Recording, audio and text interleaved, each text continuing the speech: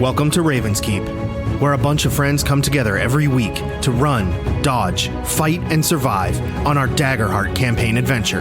Come along with us on this week's episode as we journey into perilous situations, unforgettable moments, and companionship that will last a lifetime. This is Raven's Keep.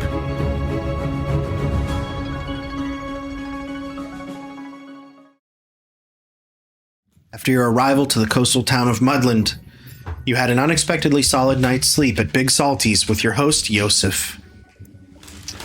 The morning was calm and quiet, a far cry from the ever-present dangers on Corona. One by one, you started your day learning some Bagomir customs.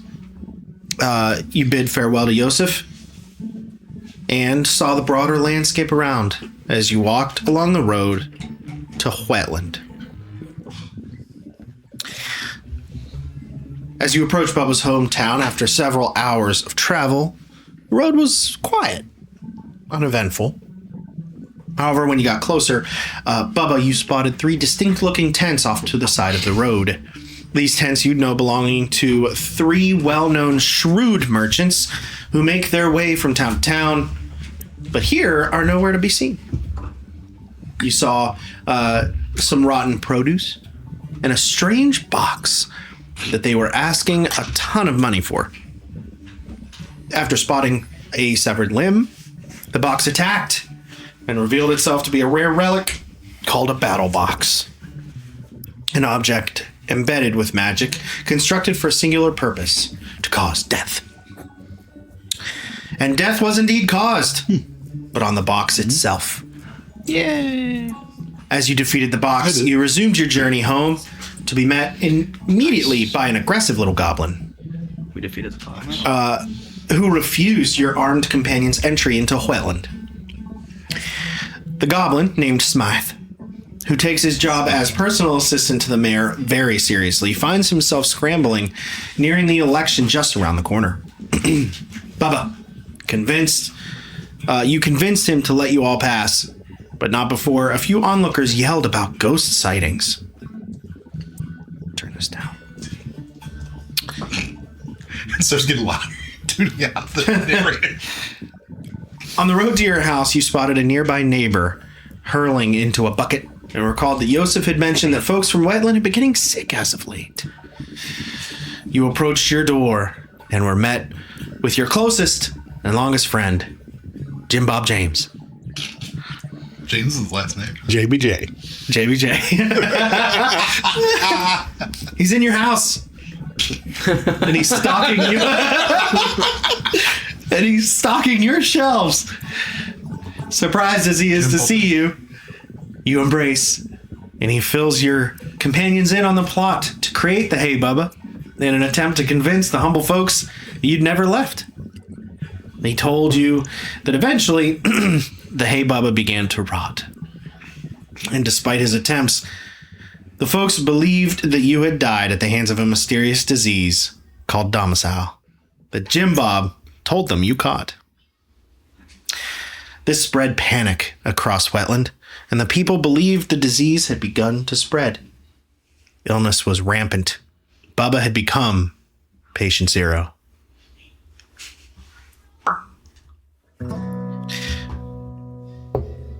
I don't eat bats. You need what? Did you make these at some point? Yes. I don't know if Thank you for the down reminder. or- Yeah, we'll do that in a minute. So, he tells you that your funeral was to take place that very night, which you decided to attend with the plan to spring forth alive and well. As the proceedings began, officiated by Father Mucus of the Whetland Synagogue, you heard speeches from the mayor, your old friend Lily, and several of your family and friends. The final speaker, a mysterious newcomer by the name of Clujarnitha Red, approached the stage and spoke a word that caused you to emerge from the casket and convince everyone that you had been sleeping and are in fact alive. The funeral erupted with cheers and relief that this newcomer had not only brought Bubba back, but healed the disease that took his life. You all partied with the folks of Whetland and ended the night back at Bubba's house, where someone had approached the closed front door. A voice you knew very well. Your old friend, in quotes, Abigail Tanley. She spoke to the memory of you, saying words from her heart she always wanted to say. And as she turned to leave, you waited a moment. With the urge of your friend Deckard, you opened the door and you called her name. She stopped. Hang on, this track is a little too hoobastank for me. I was about to say, can it? Is that a bad thing? I don't think so. There's such thing as too much hoobastank. No? They kind of played that one song to death. Perfect. I like that. Thank you. Here we go. So, you all stand within Bubba's house as he exits. Says Abigail's name. She turns, stands there, silent, with a single tear emerging in one eye. She storms up to you, kind of looks you up and down, pokes you on the shoulder. Good. And she slaps you across the face. Didn't see that one. We're just like looking out the window. All of us at the same time. Of course. She says, It's Friday, I'm just thinking. so you are alive. Tadpolar, you have some explaining to do. Well, I know that. Want me to do it now? I'd say right now is an appropriate time. Okay, well, all right, I'm gonna tell you the truth because, well, you're important to me and you deserve to know the truth. I left Bagomere in the Wetlands some odd months ago because I needed help. I couldn't get the help I needed here, so I had to travel far and wide in search of someone who knew. I knew who could help me. By golly, I got him here. He's actually in my house right now. You want to meet him? Named Deckard. Deckard, come on out here, bud. Can you help me out here real quick? You all just see her on the other side of Bubba just lean in with a stern look on her face. And I just, hello? That's Deckard. Hi, ma'am. Pleasure to meet your acquaintance, Deckard Blackthorn. All right, see, I wasn't lying. All right, you can go back inside. Appreciate you. Thank you. Very well. Right. So, okay, well, the reason why I left is, well, ain't no one seen my mama in a while, and I'm kind of worried about her. Don't know where she went off to, and I think it might be a worst case scenario. And Deckard's pretty skilled at, tracking and hunting things down, so that's why I got him. And then when I arrived to Cytheria, that's right, your boy been places. I mean, things just kind of happened, right? We met up with a bunch of other people.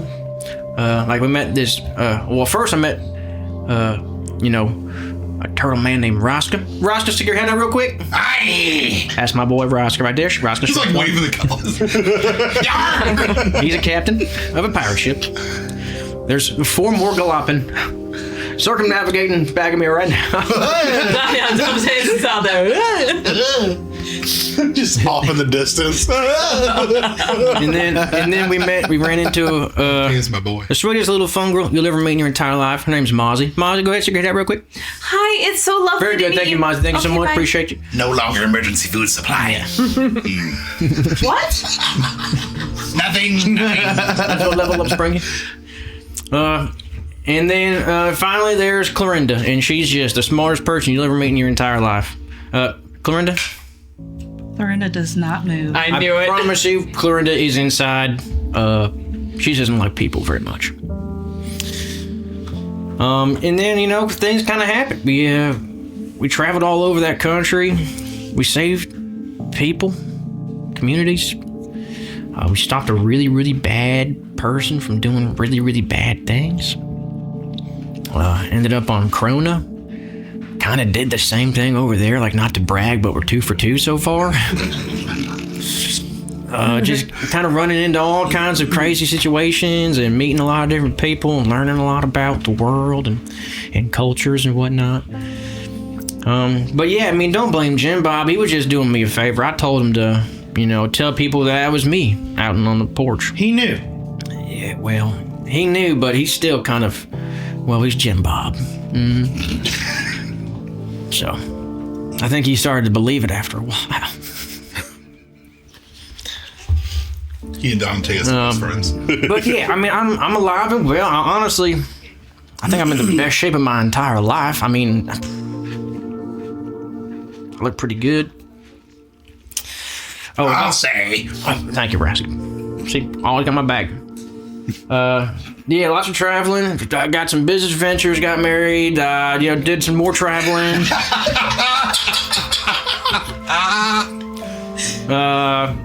What? Underground cave. We lived underground for a little bit.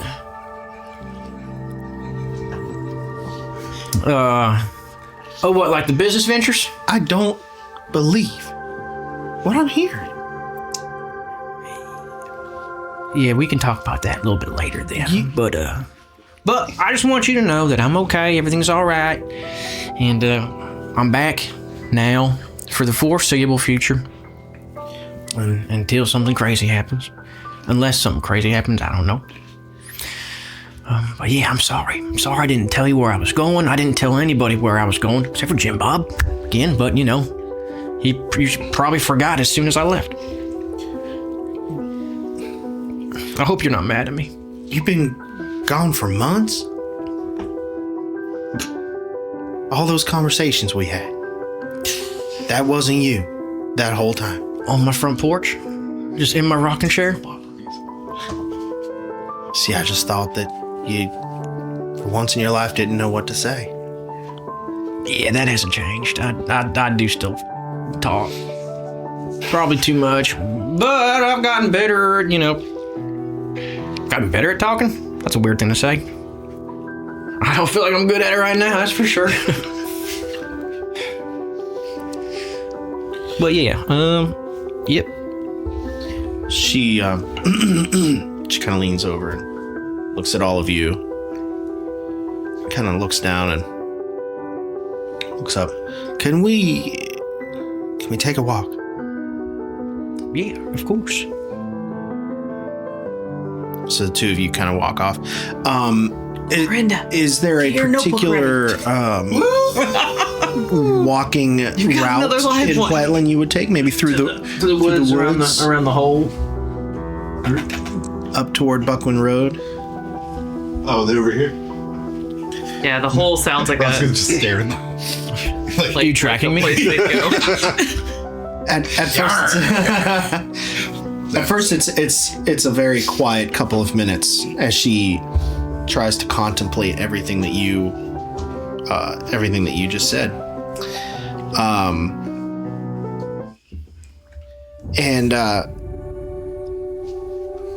Well, I'm having trouble finding the words, Bubba. Dad.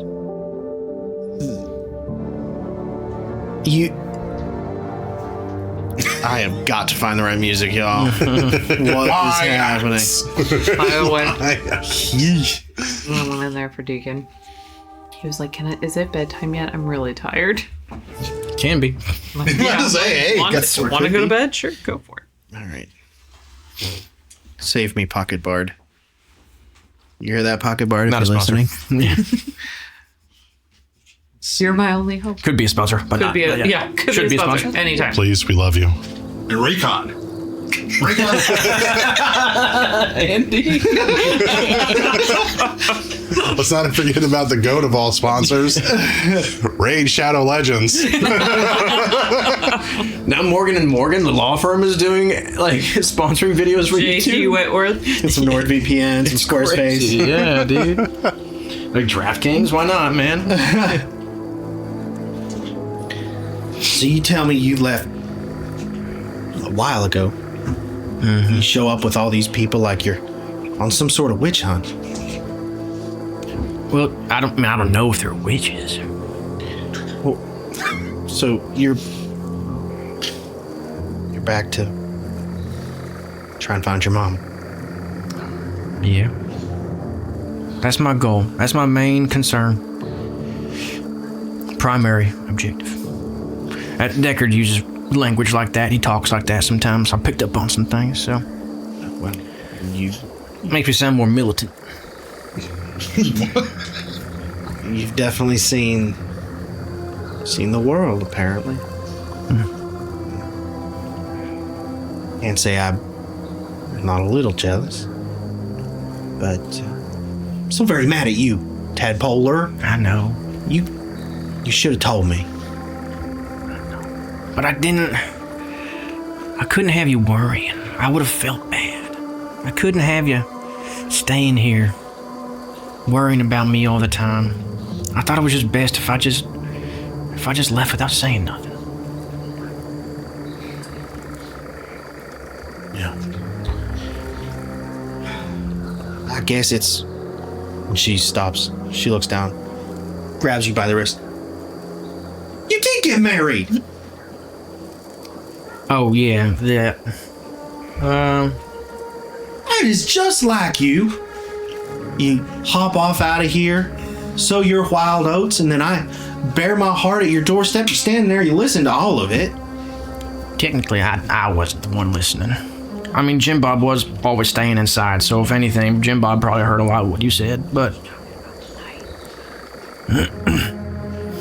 But yeah, I did get married, you know. Partially, I blame Mozzie. If it wasn't for her... You blame someone else for you getting hitched. Well, you see, we visited her hometown up in the far northeastern part of Statharia, and well, you see, the thing is, they got things up there. When you consume them, they make your brain go all crazy. Right. And when I guess I had too much to eat of those kinds of little experimental mushrooms, and when I woke up, you know, everyone was like saying congratulations and whatnot, and I'm like, what did I do? I mean, and then they said, whoa, it was an amazing ceremony. I'm like, whoa, did I win an award? You know, like what? What was it? Did I win a bogey? You know, boggies are crazy sometimes, but I don't. Turns out it was a wedding ceremony, but I was totally inebriated the entire time. I don't remember the ceremony. How does it make your other feel to know this? Yeah, Roll well, with it. well, you see, she's a busy person, and I thought it would be a good idea to make it a business venture. For tax reasons, of Tad, course. this is not getting better. The story's getting worse. Not for us. Roscoe, go home. All the way home, dude. Get out of here. Well, buy my Back to toadstool. the island. It's just like you. But I'll break up with her. I'll do it. Tad, Just say the word and I'll do it. that's not. Just say it. That's not. I'll swim all the way back to Statharia. I'll do it. I'll break her heart. Do I? I'll break her heart just to have you. He's like, I can't do it. Do I gotta slap you again? Come to your senses. Go for it. Yeah, you want to? I've been hit a lot recently. Your boy can take a punch. She kind of laughs. You just got to be an 11. That's all I'm saying.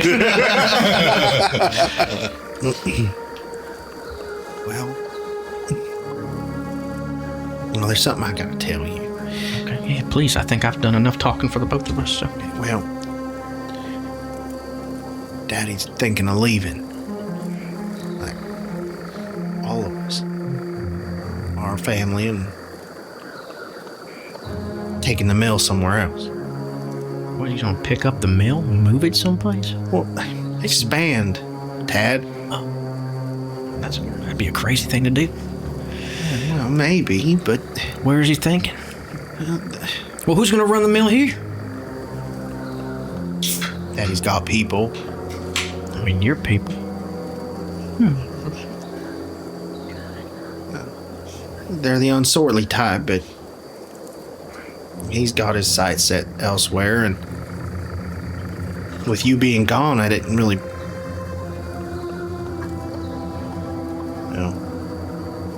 I fought him. I wanted to stay for you, Dad. Well, you could still stay. Are you going to stay?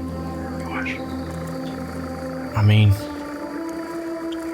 Can you honestly say, with everything that you've told me, you've got stories that nobody around here has ever heard? You've seen places nobody here's ever seen. Can you honestly say that you would give all that up to stay here? Not to mention you've got somebody clearly waiting for you.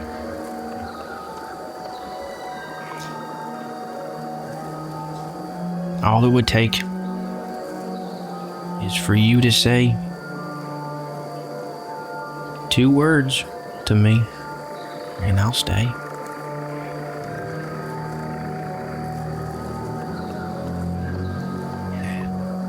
But I'm not gonna ask a question now. I don't think I can.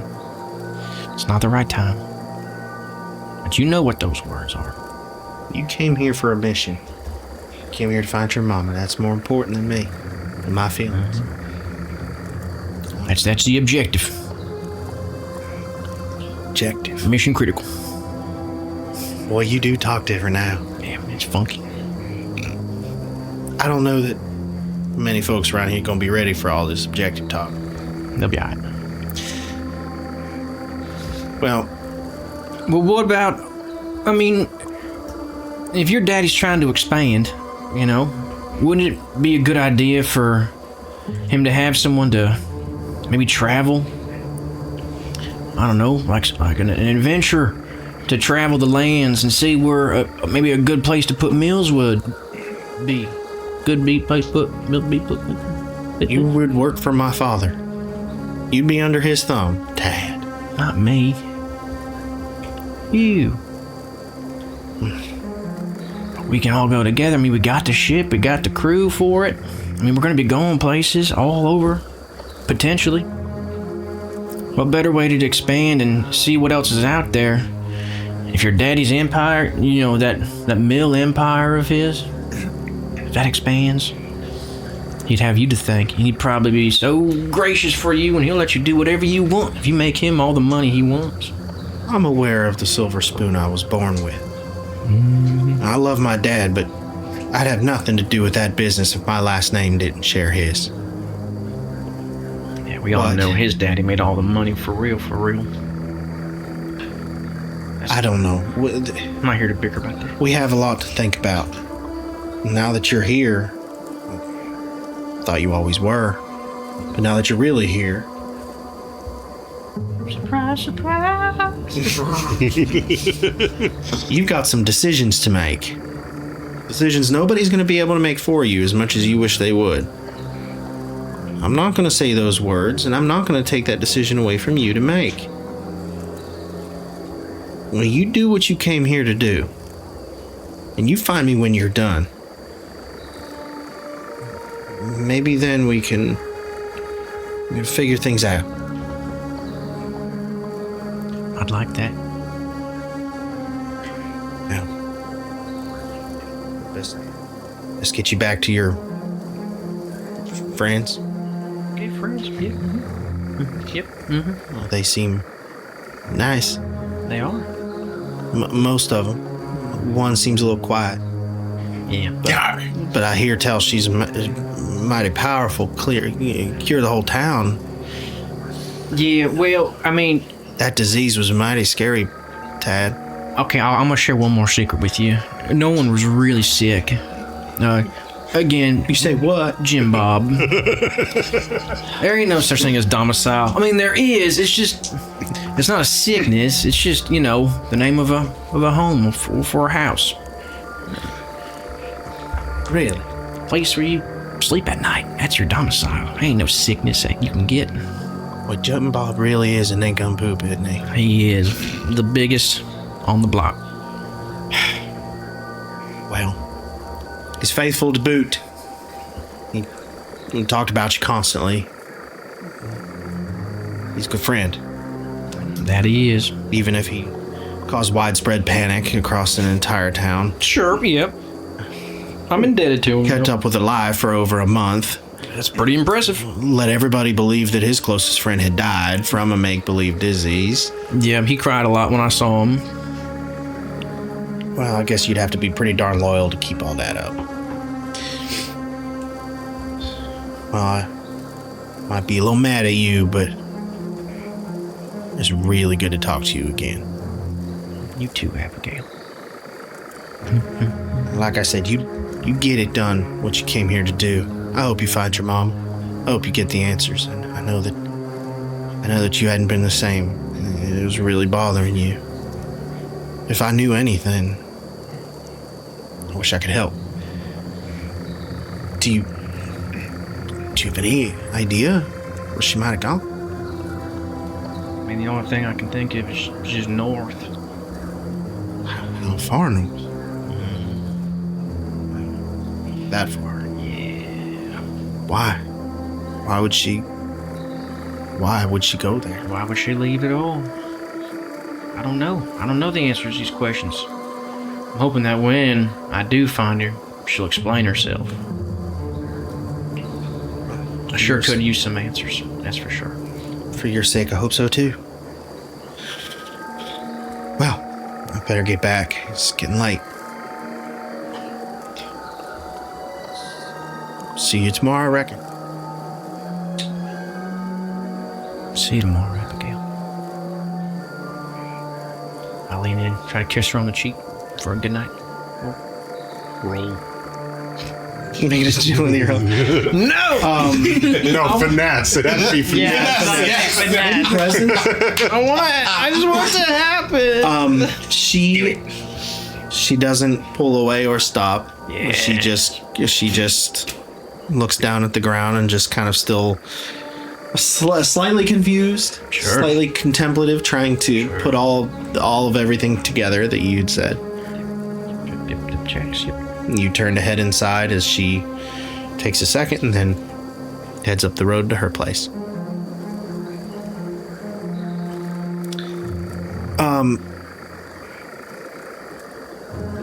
You all see Bubba re-enter the house, settle in for the night. Is there anything you guys wanted to do or say before the night concludes?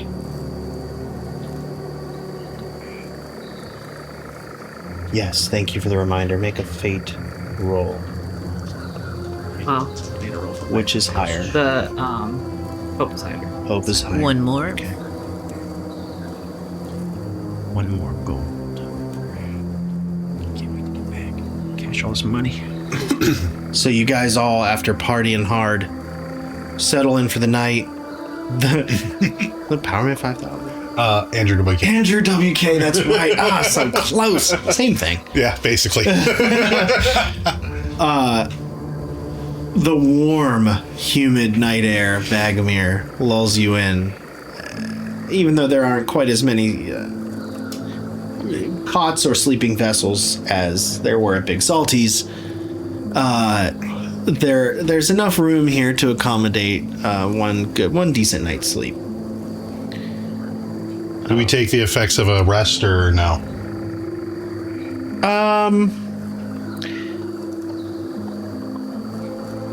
You know what? I'll say you all do, and I will say Bubba. It is based on how you feel from your interaction with Abigail and being home again. I'm going to give you the option. Sleeping in my own bed. If you feel that you are happy with how things went with Abigail, and you're happy with how things went with the funeral, and you're sleeping in your own bed again, you feel rested. And, Yeah, for sure. if you feel that you are, I'm going to give you the option. We can do this one of two ways. Either you can just have the option of taking a long rest, or we can maybe see how you're feeling being close to finding out some answers about your mom. Being this close, having set off and found the one you were looking for to help. Now you're back.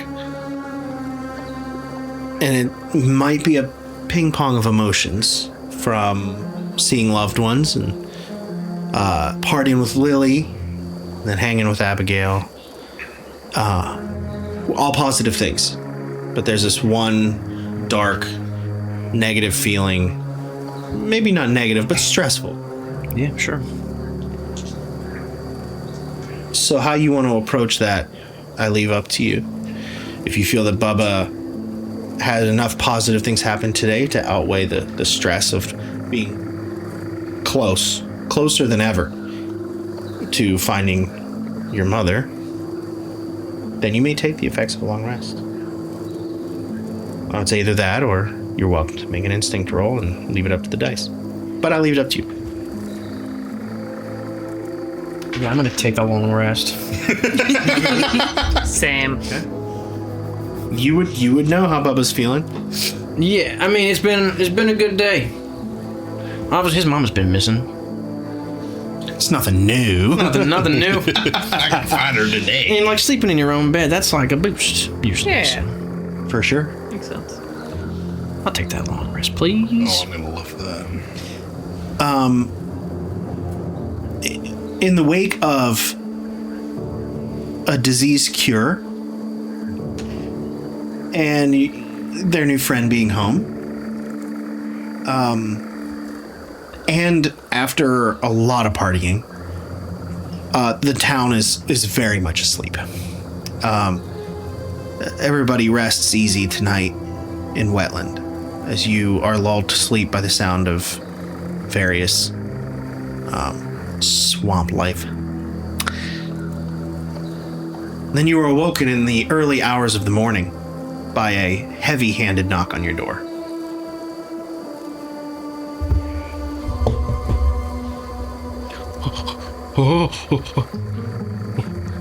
I can't move. My head's too heavy. And Mozzie's fro is like out to here now. Yeah. Humidity. She starts like pulling it apart so she can get up. Yeah. Bubba gets up, walks to the front door. I don't have my controller. There it is. You are face to face with a belly button as the very The most intimate of acts. as the very rotund Mayor Hawktua is standing in your doorway. Mr. Pola, good morning. But I steal you for but a moment.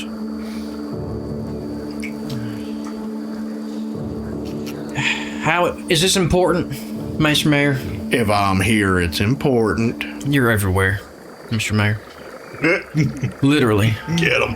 That's right, Mr. Polar. My town is very important. Step outside for just a tick, please. All right.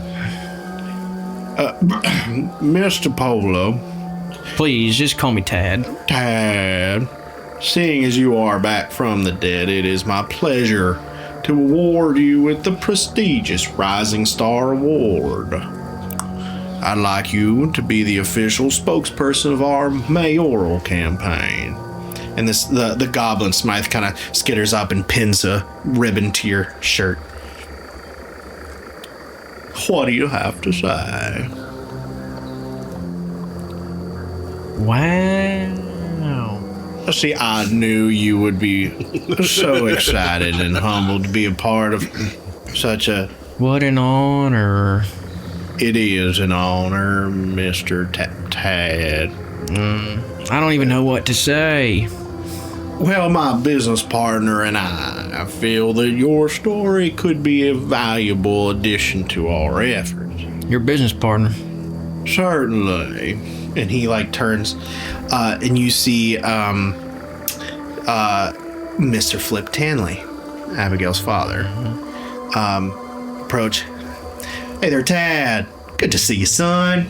He slaps you on the shoulder. Yeah, good to see you too, Mr. Tanley. How's it been? Well, by the looks of it, you've been through quite a lot. How'd you like to use your story to our mutual benefit? To mutual benefit, I do like things that benefit myself. However, I'll need to know how it's going to benefit everybody in the Excellent, situation. Mr. Polar.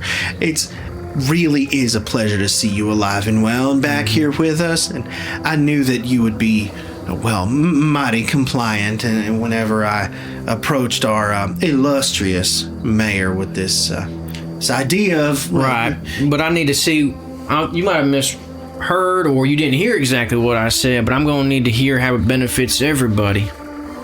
Right? Oh, well, right, so what? The mayor's obviously going to get a boost because, look at me, obviously.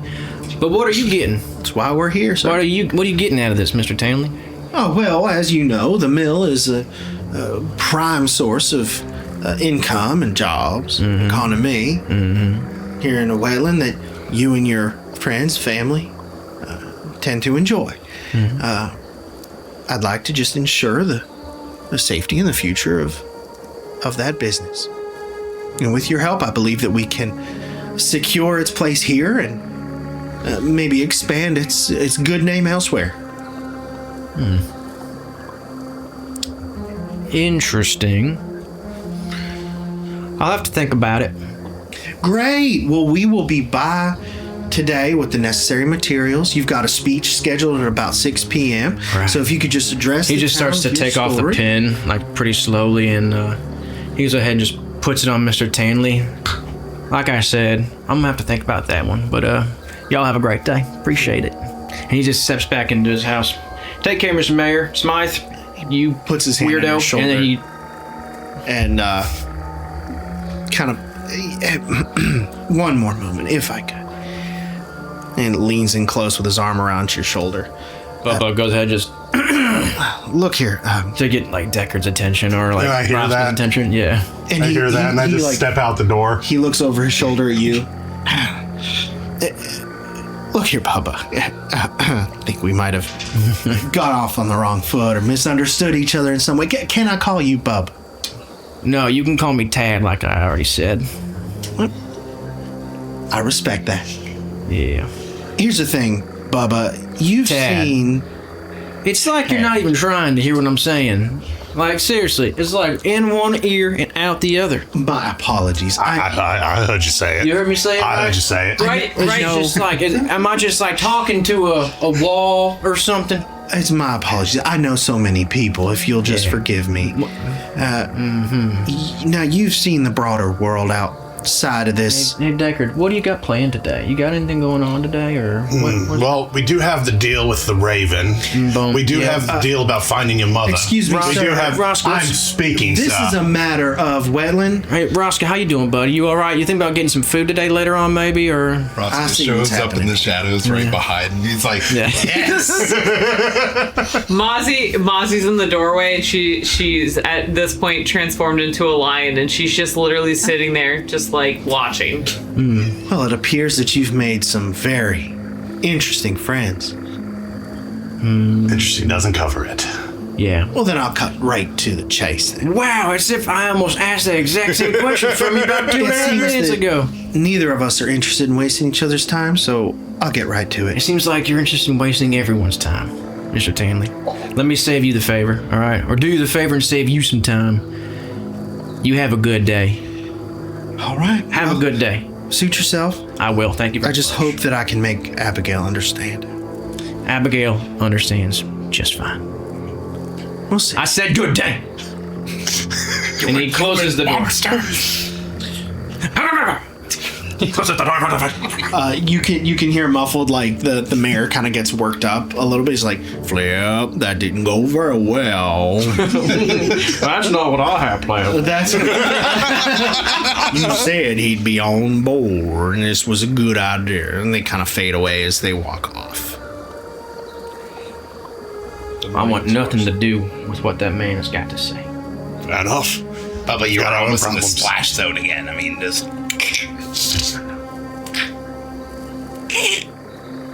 Not unless it's necessary. oh, I'll let you know, though, Braska. For sure. I'll let you know. we need a code word for that. Yeah. Samantha. We're in the tragedy there.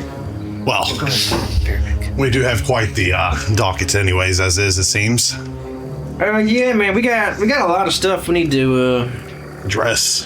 figure out. And It's the whole deal with the Raven, as I was saying, and then I've got the contracts. We've got to find your mother.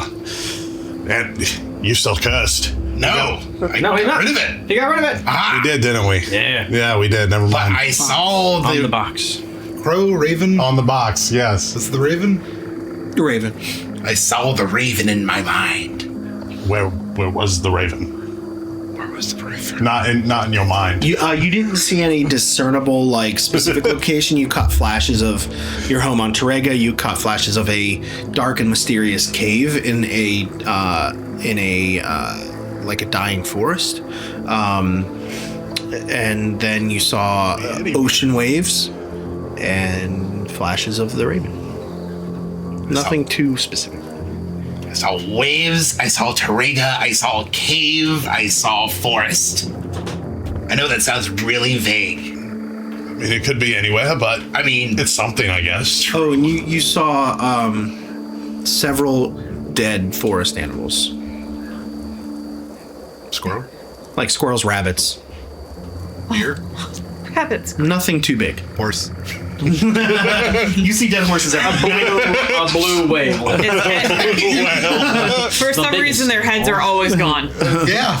Flattened by a rock. It's yeah. Interesting. All right, well.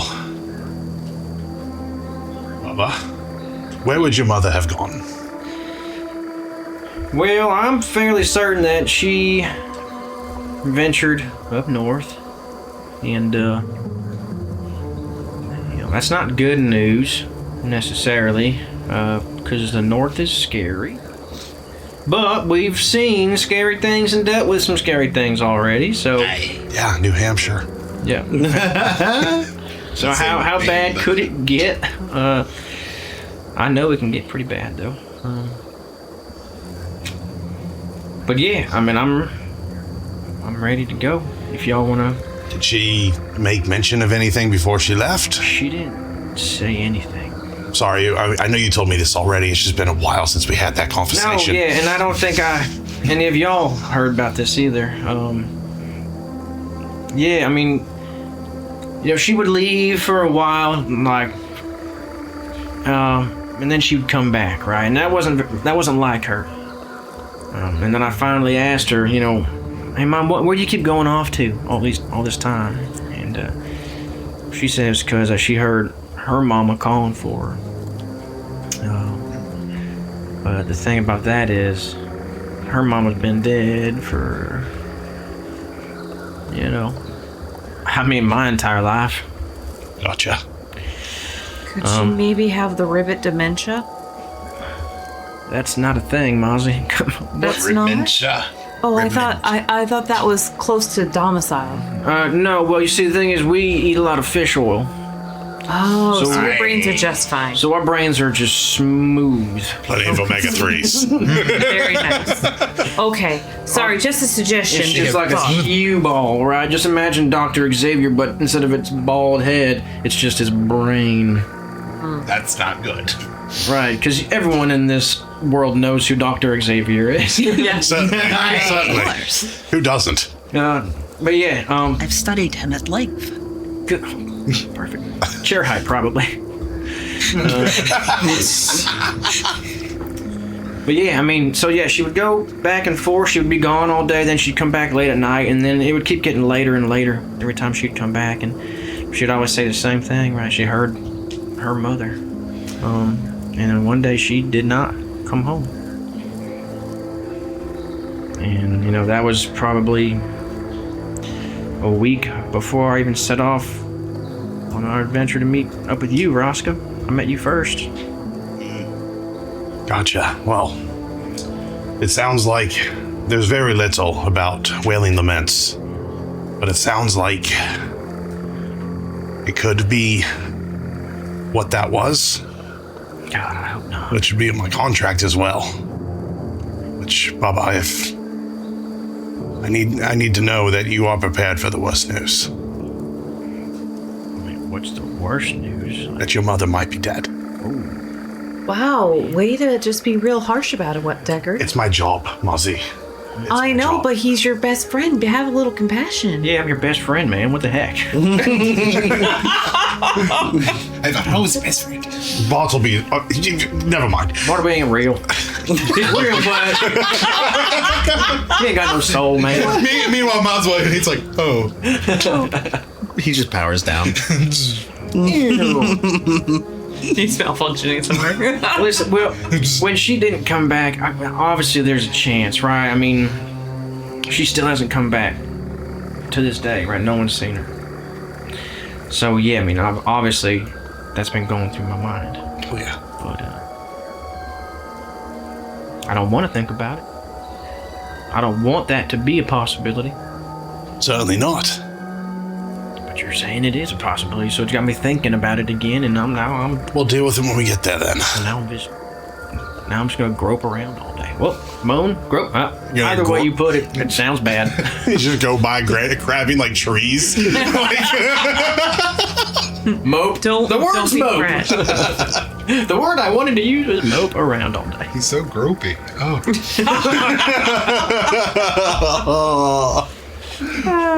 Listen. Sorry, there's been a little tail at the end of the O. Grape. It's grapey. Yeah, but all right, cool. Sure. All right. Anything else you want to say?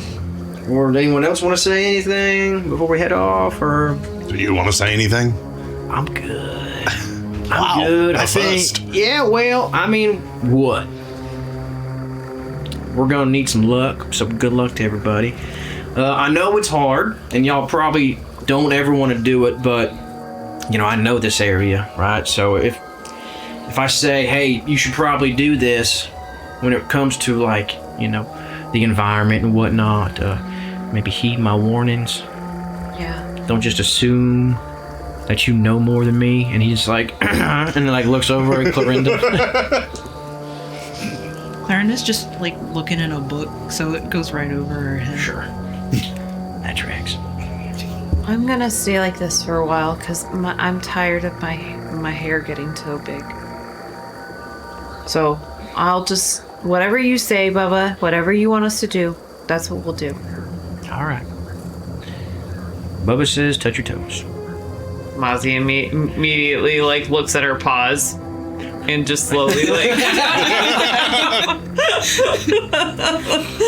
That's, yeah, all right. I deserve that.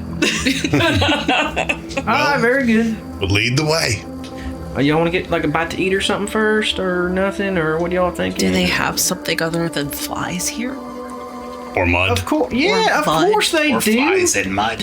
Flies and mud. Yes. I mean, we can go to this slimy sandwich, but I don't know if they're gonna let me in. Why not? Well, you might get a kick out of this, Deckard. So, I killed a guy, and Say what? Do tell. We've killed a lot of people on We've this killed journey. a lot of people. Is that a problem and here? before- Do they not like that? well, y'all weren't. I mean, I just before I even okay. Killed an innocent battle box. He had it coming. Maybe, you know what? I got an idea. And then Bubba just does the disguise. Where is it? Adjust appearance. Mm-hmm. I just adjust my appearance, clothes, face, everything. And now I'm a fun girl as well.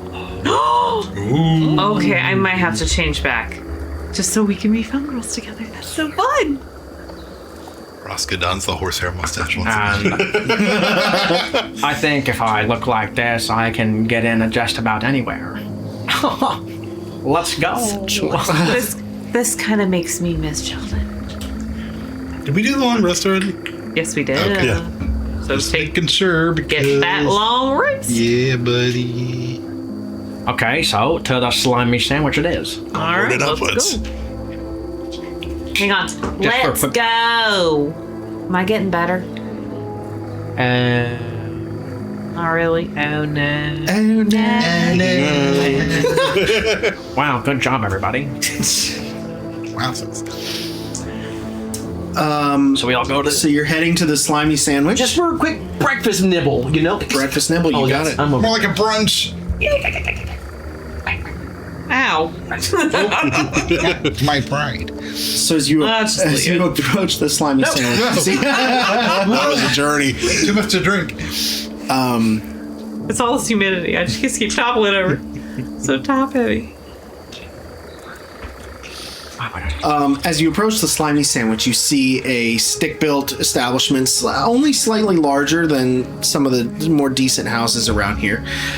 You will notice, though, that in recent times, oh my word, there we go.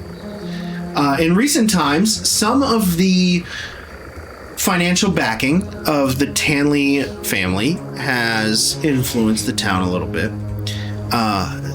It looks like there's been a new door placed on the slimy sandwich. Some bench seating out front. They've definitely done some work to amplify the curb appeal a little bit, which is highly unusual. You hear a small crowd on the inside. It's kind of your standard morning time locals. And as you head in, there's about 10 tables. There's a little, it's one of those places where you can either go up and order and they bring it to your table, or you can go have a seat and they'll come take care of you. There's a counter at the back. There's a couple people working, cooking away in the back, but it's kind of an open-faced kitchen to where you can kind of see all the action behind the scenes. Should we call you something different while we're in here? Yeah, that's a good idea. How about, Pad Toller. sorry, did I mix up Is this some again? Sean Connery? Alan Thick. Parish. Oh. Rickman. I was going to say wake. Thick with 2 C's. Red October, standing by. Welcome to the Rock. One ping only. Well, welcome in. Take your seat. We'll be right with you. Thank you. You guys all have a seat, and out comes your waitress, who she's got an apron, but it's all cooking utensils. Like, she's pulling double duty. She'll take your order, she'll cook it up really quick, and she's quite disheveled and tired. She's kind of running the sandwich by herself these days. No. Good morning. Welcome to the slimy sandwich. Does anybody know what they would like to order? Or would we like to see some menus? Menus? I reckon a menu would be mighty kindly of you, thank you. Maybe she's from a different part of town. All right, I'll get you your menus. One moment. She kind of shuffles off. She reaches behind the counter. Kind of shuffles them on the table. Would we like a minute, or? I'll just have the egg and sausage biscuit. Fancy eater? Think I can rustle that up? What's on the menu?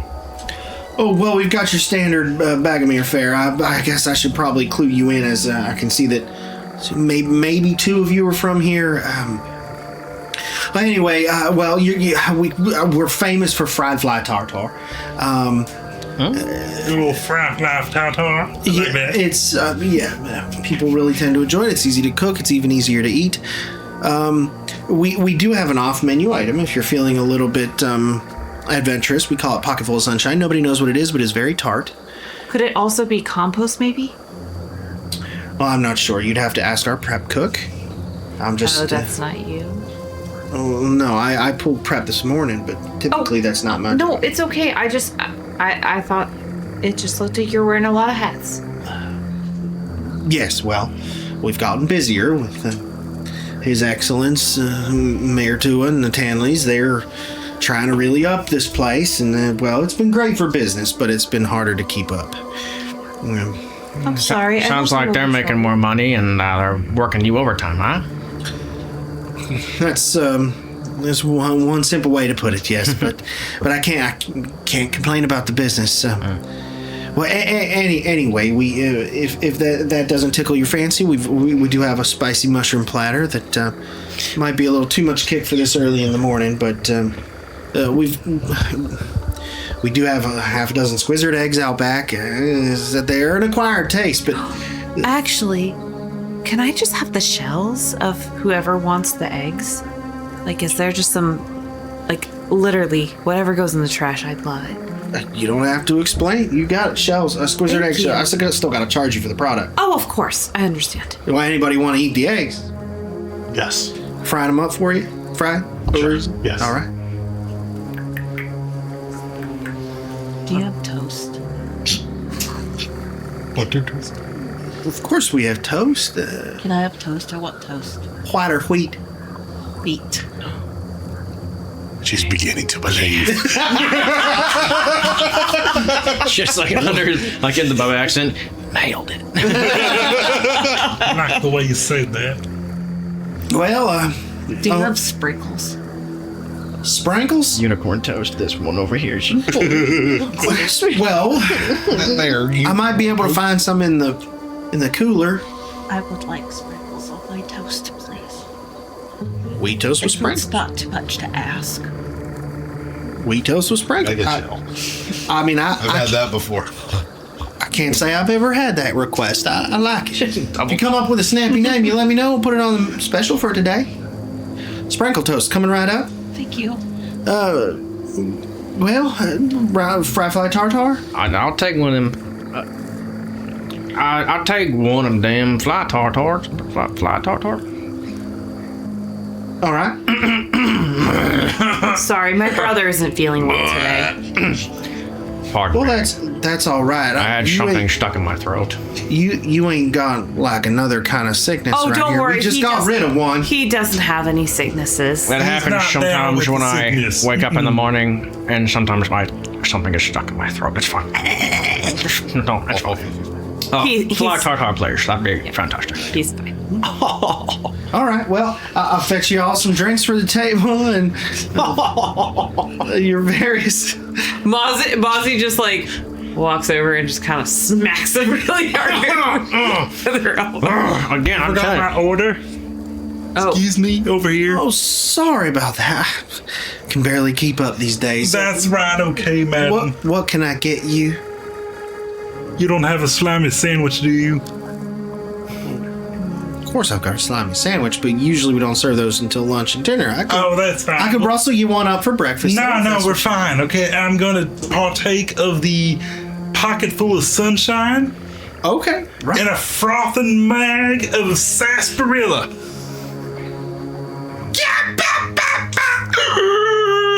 Oh, it's a very lively morning here at the Slimy Sandwich. Sure enough.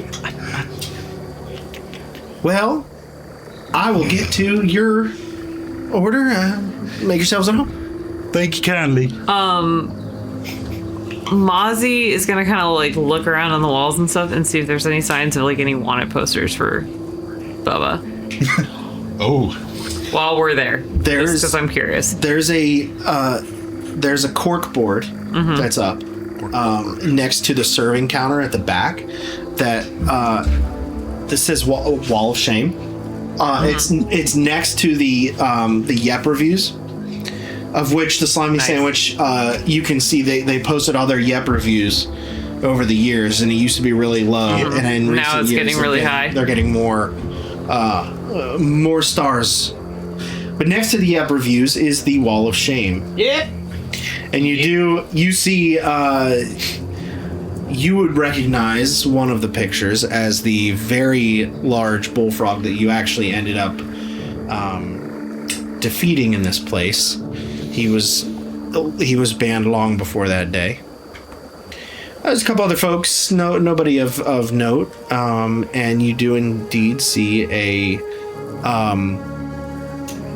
kind of a crooked-eyed, bloody drawing picture type portrait of your friend that was done right after the fight and posted. Looks like you're still thought of here.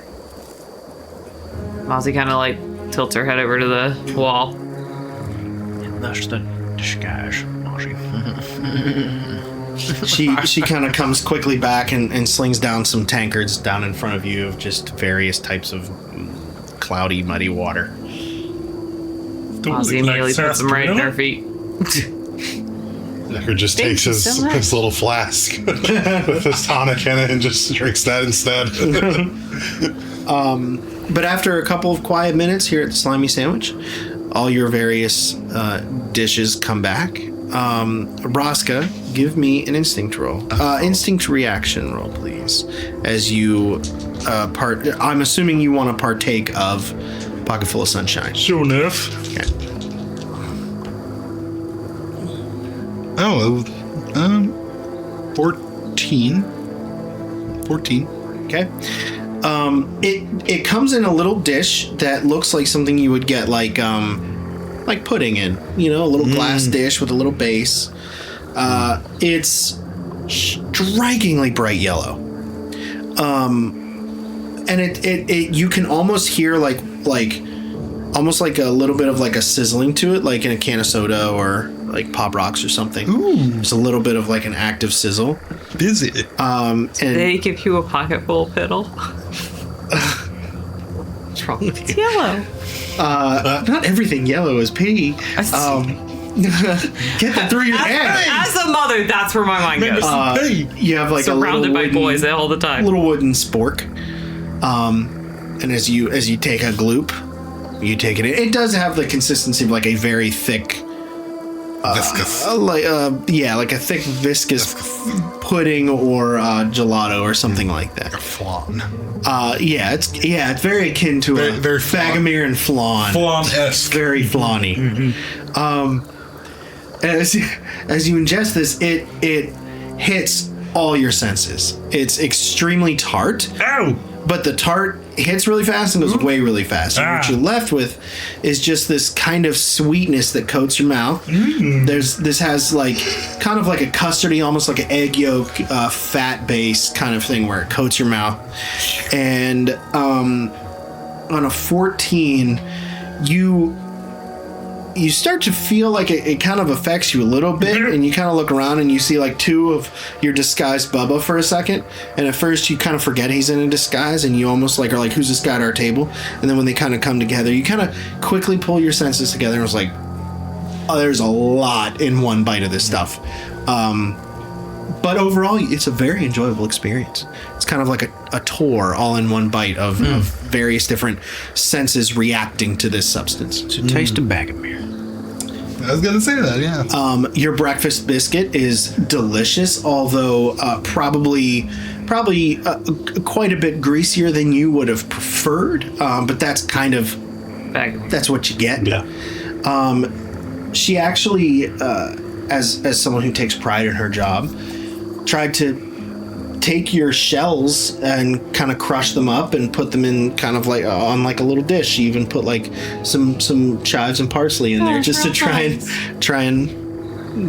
decorate that up for you. Your fried flies are exceptional. Like even other places in the world that serve dishes like this to appeal to other ribbits of Cytheria and places beyond. I mean, this culinary avenue has not been only restricted to Bagamere, but it's done the best here because it's done unapologetically. It's not trying to be anything. It's just right. And your sprinkled toast, it's a couple days old bread. It's not bad or anything, but it's a little stale. Bread's not something that's the most popular item here in Vagamir. Nevertheless, it is toasted, it is buttered, and she did manage to find some like sprinkles from like an old holiday. Like there's specific color scheme going on here that hasn't been busted out since like they last Valentine's decorated Day. or something like that. Arbor Day. It's all Arbor Day sprinkles. And there is flies in different colors. Yeah, happy Arbor Day Arbor Day colors. sprinkles. And she comes back. Well, is everything to your liking? Is there anything else I can get you? Delicious. It's what we strive for. Pardon. Did you come up with a name for your? I'm still working on that at the moment, but would you happen to have an empty glass? Well, certainly. Yeah. Did you want a water or anything? Or? Oh no, I have the water you gave me. I just would like an empty glass. All right. Anything else for you? No, thank you. I'm good. It's I delicious. have a question for you. Certainly. Is there any news up north, by chance? Well, not a whole lot. It's just generally quiet up north. Why are you heading up that way? Maybe. I don't know. I just, I'm still learning a lot about this area, and I was just curious if there was maybe anything happening up north that we should be aware of. Like wandering matriarchs, maybe?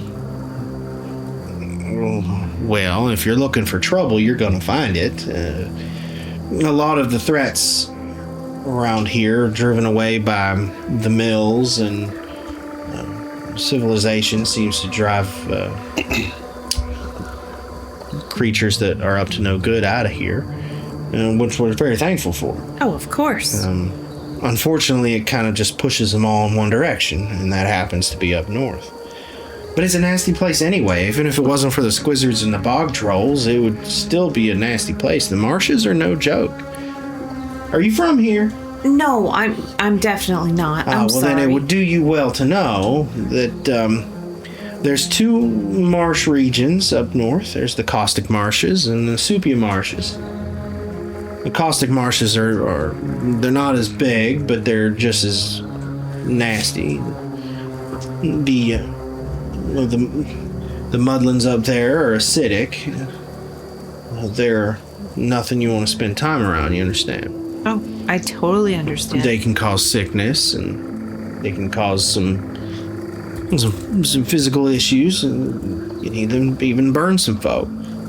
If you're not Wow. careful, you watch out for the geysers. You get in and out quick, you might be okay. Now there is one road up north that'll get you through the caustic marshes. Only just the one. It's not exactly a developed area. But there's just one big road that'll take you through the middle. Not many people travel it, so it's not exactly well maintained. Oh, that's good to know ahead of time. I just have one last question for you. Of course, anything. Do you have any other citizens missing that went north?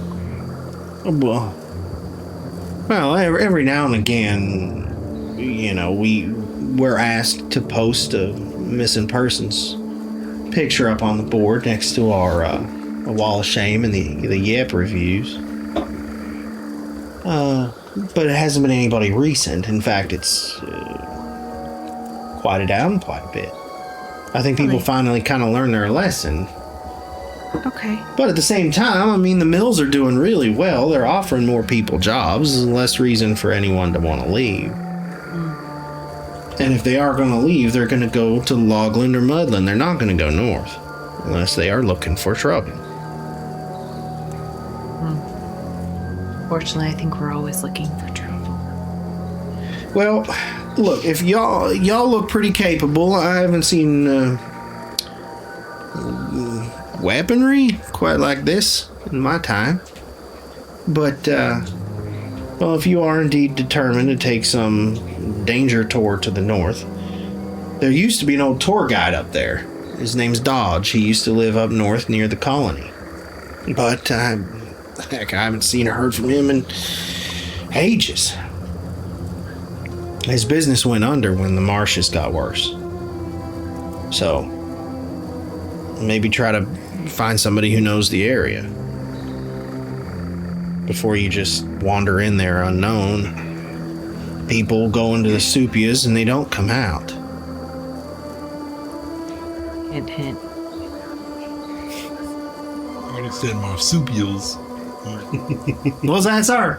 Not gonna be a kangaroo? Well, I appreciate your warnings. Thank you. Well, Your caution will be taken into account. Thank you. believe me, I wish it wasn't the case. I was born and raised here in Whetland, and it's seen its fair share of hard times, especially with the death of that boy that died from a disease that seemed to just go away overnight. It was real Mighty shame. Mighty fine shame. Yeah, well, it seemed like a pretty sad thing, you know. Wetlands is a quiet, easy town. Although the mayor tries to make its britches a little bigger than it needs to be. Oh, you noticed that too. Oh, his farm just keeps getting bigger and bigger. He ain't farming nothing but his own ego. And I trust know me, that. it is growing. I know that's right. My Ozzy is just like, Well, you know, if they're running for mayor, maybe someone should run against them. Got the perfect candidate in mind for you. Really. Jim Bob. And James Kidd. Well, I know him as Jim Bob. I don't know James. James Robert? Jim Bob James. yeah. Okay. He's dumber than a slap of mud on a sidewalk. But you know what? kidding me? Maybe that's what Bagomir needs. But he loves Bagomir. He loves Whetland. I heard he's pretty loyal too. Oh, well, I can't say that I ever would have thought Jim Bob running for office. Lord knows that would be quite the campaign speech. But maybe you're right. Maybe we are in need of a fresh perspective. Maybe something that's a little bit more homegrown. You know, I think I know of somebody who could really make a campaign stick for him too. Really? Yeah, I'll have to reach out to my friend and see if he's willing and able. Well, I will put in a good word. People from here really love this place. Just take care of yourselves. It really was a pleasure getting to know y'all. Thank you so much for my shells and for making it such a lovely treat. Nobody ever treats me like that, and I really appreciate it. Oh, well, it's no problem. By the way, she's brought your empty glass by now. Oh. You've got it, yeah. Okay. Yeah. So Clorinda takes like some cloth out of one of her many pockets and sits it over the top of the empty glass, and she ties a little leather strap to it, and then she pours the cup over the top of it to filter the water.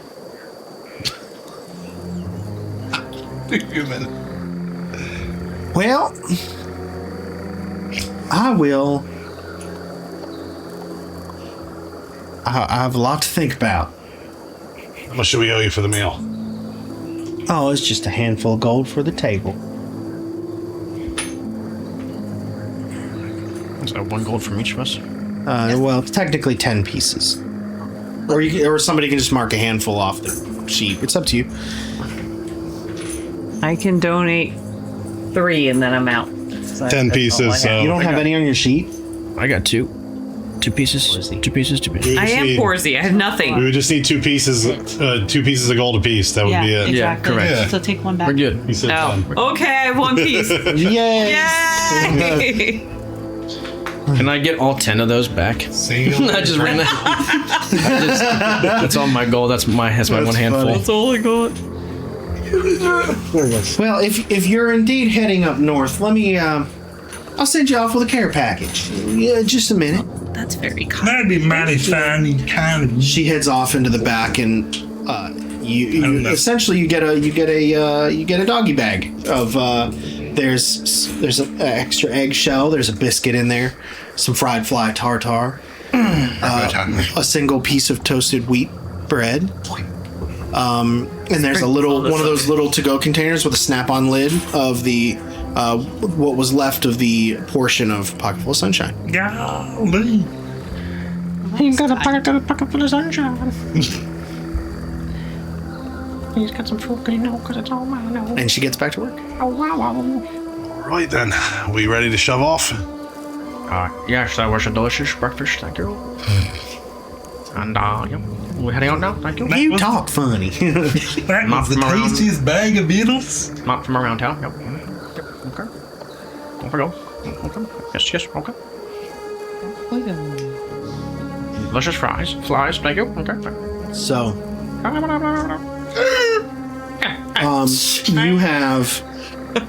you have 3 different modes of transportation you can choose from. You can go on foot. You can either take Buckwind Road on the eastern corner, or you can take the main road up that will take you right past 2 tall stables. If you've got the gold, you can get some horses.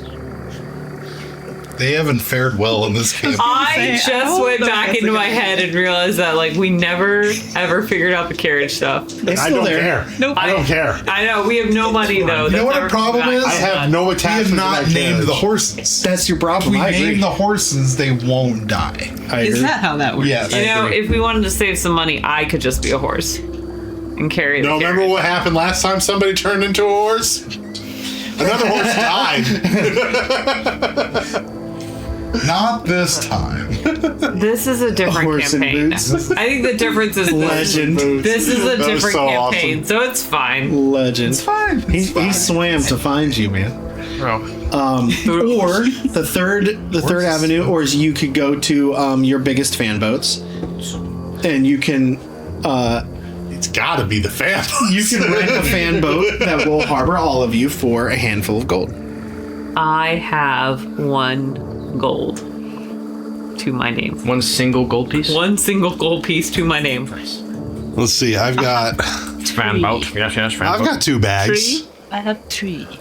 Together got- we have 4. I I also have a bag. 5 gold pieces and 2 bags. Chest. Wait, how much? One handful It's 10 pieces. for a fan boat. Or you I could have you some could go by much. foot, or you could go to the Ow. stables. Fan boat. Fan boat. Fan boat. handful of Fan gold. boat. All right. Fan boat. I'm taking care of it. Yay! Got it. Hey. So as That's you good. guys That's good because Mozzie is a Class A moocher at this point. I don't have nothing. so you guys head We're all out in of the this sliding together. stables. We be a crew. You go I know, I keep doing it too, I'm sorry. you go a little ways to the west. Bubba's not going to drop the look until we get out into the away from Bagomere. On one side of the road, you see a large residential area, one of the main neighborhoods of Whetland, where most of the residents live. You have terrorized this neighborhood as a youth many times with your friend Lily, as her house is in this neighborhood. On the other side of the road, you see where you went to school for a modern amount of time, called Little Hoppers Schoolhouse. Oh, that's cute. There's Little Hoppers and Big Tippers. A lot of people who go to Little Hoppers graduate and then work at Big Tippers. Get real close. It's a fine career path. A fine career. And you do see. straightforward. Hey, they never complain. No. That's right. Not They at just all. Work. They just live their lives and they Simple. work. Yeah. Simple. But you all see a very pleasant side of Bagomere and of Whetland. You see a class of young ribbits playing outside of the schoolhouse. They all look like just tiny Bubbas. And they're playing kind of like a hopscotch kind of a game. Then there's like some tetherball going on. In fact, I think Bagomere, tetherball was invented here. And eventually, Canon. It's now canon. It's called canon. string ball. string ball. String ball around a pole. String on a pole. We gotta shorten that name. It seems to be tethered. Round pole, string ball. It's togethered. Together ball. Together ball. It's tethered. It's a together ball. Boy. All right. So eventually, It's better than what the school kids called it, though. Can't repeat that. No. Stir Friday? That became a medical condition. Just like domicile. Decent. Not the domicile. Dysentery. Amoebic dysentery. Eventually, you come to the water's edge, where there's a series of small fishing docks. A couple of old folk sitting on those docks, catching some fish, catching their dinner for the night. A couple small fishing boats here and there, kind of paddling around. But you do see a building with half a dozen or more fan boats parked outside in a row. Yes. And you head in. Yes. One fan boat, please. You walk in, and there's hinged at the top of the door on a spring is this little metal, like almost like a little miniature hammer that swings in and hits like a cowbell as you walk in. Ding, ding, ding. And you walk in, and you see a human man who stands there. He has blonde hair, blonde stash, blonde beard. And he's standing there taking kind of an inventory. He kind of licks the pen. He's writing. Morning. Gonna get you. We'd like to commandeer the finest fan boat you have to sail the seven streams of Bagamere. Wow. Y'all came prepared. Aye. There's a sign there. And he hands you this kind of waiver. You got to put your information and all that stuff. We've got a satellite location northwest here. If you just drive it straight on up, return it. Rental's good for 48 hours. Appreciate it. To next of kin. All Make right. sure you fill out your will. That portion's right there. That's suspicious, but oh well. When in Bagamere. There you go. Just out of curiosity, what a brand new one of these biggest fan boats run you? Like if you had to buy a new one. Purchase? Yeah. Oh, I never bought new. I imagine maybe 8 to 10 handfuls gold. Maybe probably around about 10 handfuls, about 100 gold pieces. Probably gets you decent enough fan boat to run you upstream. Okay, gotcha. Just in case I'm ever in the market. Appreciate it. Well, don't forget your biggest fan boats if you are. It's a very nice name. Thanks. My brother came up with it. I wish I thought of it, but Splash that. But anyway, well, he's dead now, and figured I'd keep the name in his memory. Yeah, you could also just tell people that you came up with the name yourself, though, if he was dead and you meet strangers. I mean, if you like it so much, just take credit for it, you know? Well, it's a fast road to some bad juju, isn't it? I mean, Sullying my brother's good name by stealing credit.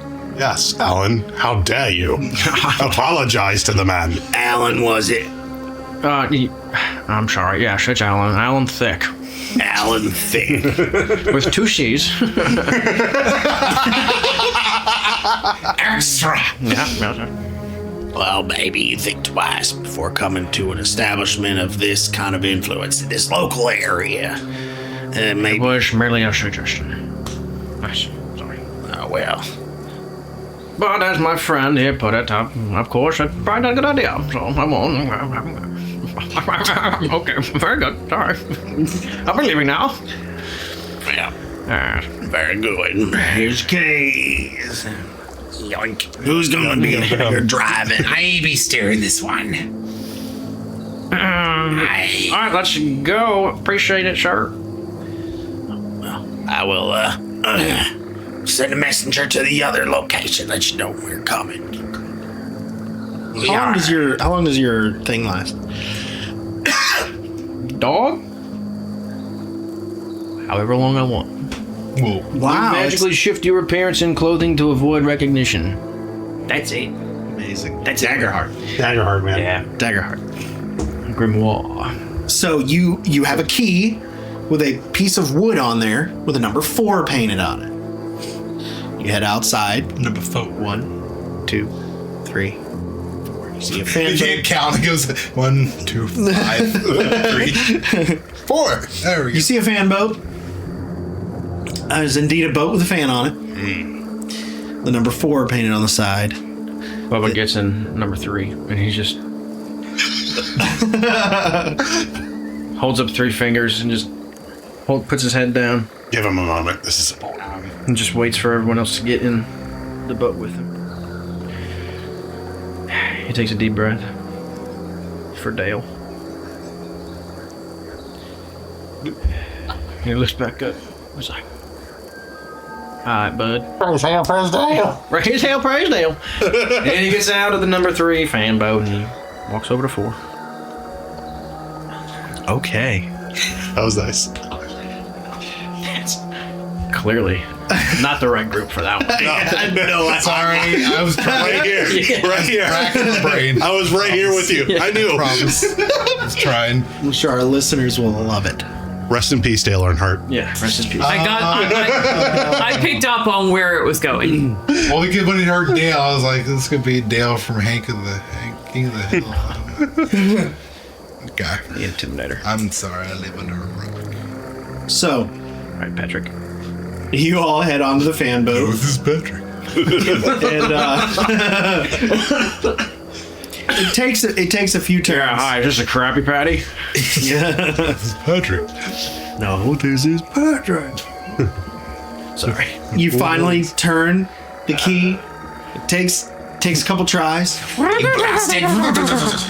with one good turnover and a plume of black smoke, it starts the low rumble. I shall christen thee Crimson Shell Star the Second. Mozzie, I looked 2. behind the boat and I noticed that Electric all these blue. fish died. Yeah, they all float to the surface. And I'm just like, All right, well, we certainly can't afford a new one of these, so when we inevitably just forget about it and leave it, we just never go back to building fan boats. Also, he never asked for the money, did he? Let's go. Come on, we're out of here. He also signed his life Cheese away, it. though. Payment due upon Upon delivery, delivery. they have to see if it's still in shape. so if it's that it not was- in shape, then you don't. You get charged more. So just to hold it. Or we can just run away with it and never give it back to them. Cheese it. Yes. Very good. As you start to head forward up the canal heading north. Roscoe's Captain Morganing at the front. Yes. Roscoe, you're supposed to be steering the ship. The streams steer themselves. Yeah, Bubba drops his appearance. No. No. None of anybody else. hilariously, Deacon Captain Morgan's it every time he does the pledge in the morning. Just Wow. fun side note. What's the steering wheel? Is it like a? It's actually it's a handle. It's just the handle. Fan, Okay. It's like Yeah. fan blades. All right, got it. So you have to like long- shift like I love the it. blades to turn right and All right. and You you've gotta got control the throttle as well. you've got a pretty big captain seat that sits up at the back in front of. Fan boats are sick. They are very cool. They're very They cool. are so cool. You're just chill. I mean, you're cruising, and the wind is in your hair. You see the reeds sticking up out of the water, and Whetland fades away in the distance behind you. The further you get away from, We just insert all our characters in there. Filler. the further you get away from Whetland, you're heading up the canal to the north, and pretty soon you start to see some signs that are warning signs, for lack of a better term, that warn you not to get too close to the waters of the caustic marshes, as the acidic nature will begin to eat through the metal of the boat. Eventually, you reach a part of the canal that is essentially blocked off with logs that have been placed that have signs around that tell you that boating is not allowed from this point north, this point on, that In about a mile or two, you will be entering the region known as the Caustic Marshes. There are still various places to kind of pull your fan boat to the side of the canal, secure it to a post, continue on by foot. But it's not a very long canal. And it also hasn't been traversed for quite some time. If you wanted to get away from the Caustic Marshes and head left, the canal would eventually connect you to another body of water that takes you closer to Kenny's Loggins, and then eventually to Woodland, which is nearer to where the satellite location of your biggest fan boat is. However, that's not the place you're trying to go. If you try to veer to the right, body of water eventually turns into the Caustic Marshes. So, there is a point of no return, and you're quickly approaching it. So we're definitely not taking the fen boat through the Caustic Marshes, right? Yeah, correct. That'd be a bad idea. So we should probably tie off somewhere and trek on foot. Do you suggest? Yeah, take it by foot. That's the best way to do it. If you want to avoid risk at all costs when we're up here. So yeah, by foot, one step at a time. Pay attention to where you're stepping. So look down, pay attention to where you're stepping. Yeah, that's my best advice for you right now. So as you step into the Caustic Marshes... Oh, and when I say hold your breath, do it. You can sense and smell the marshes before you get within them. There's definitely a putrid quality to the air up here. It's not a stretch to see why. It's not overly inhabited. And it is there. Let's take a break. We'll make some rolls when we get back. We hope you're enjoying the adventure so far, as Mozzie, Deckard, Bubba, Clorinda, and Rosca face perilous odds on their journey, each one coming from their own rich pasts, carrying their own driven goals. Mozzie, traveling from the fantastical magical Whisper Grove, marches on bravely into a wider, larger world. Deckard, ever on the hunt for the next monster he can slash or shoot on his quest to rid Katra of its evils. Bubba, in a noble search for answers and solutions in an effort to bring an end to a dark reality. Clorinda, diving into the planet's deepest, most ancient knowledge in search of her own intellectual expansion, carrying secrets of a past shrouded in mystery. And Rosca, set to explore the lands beyond the seas in a quest to grow and prepare himself to once and for all be the captain of his own story.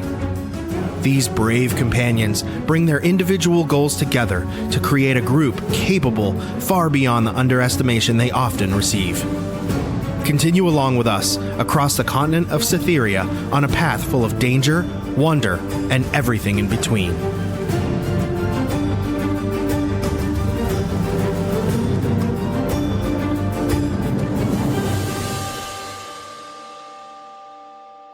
And we're back. That's Bagomir. And we're back. And we're Bagomir. And we're Bagomir. We're so back, So we have parked our fan boat, roped it off, continued on by foot. Ahead of you,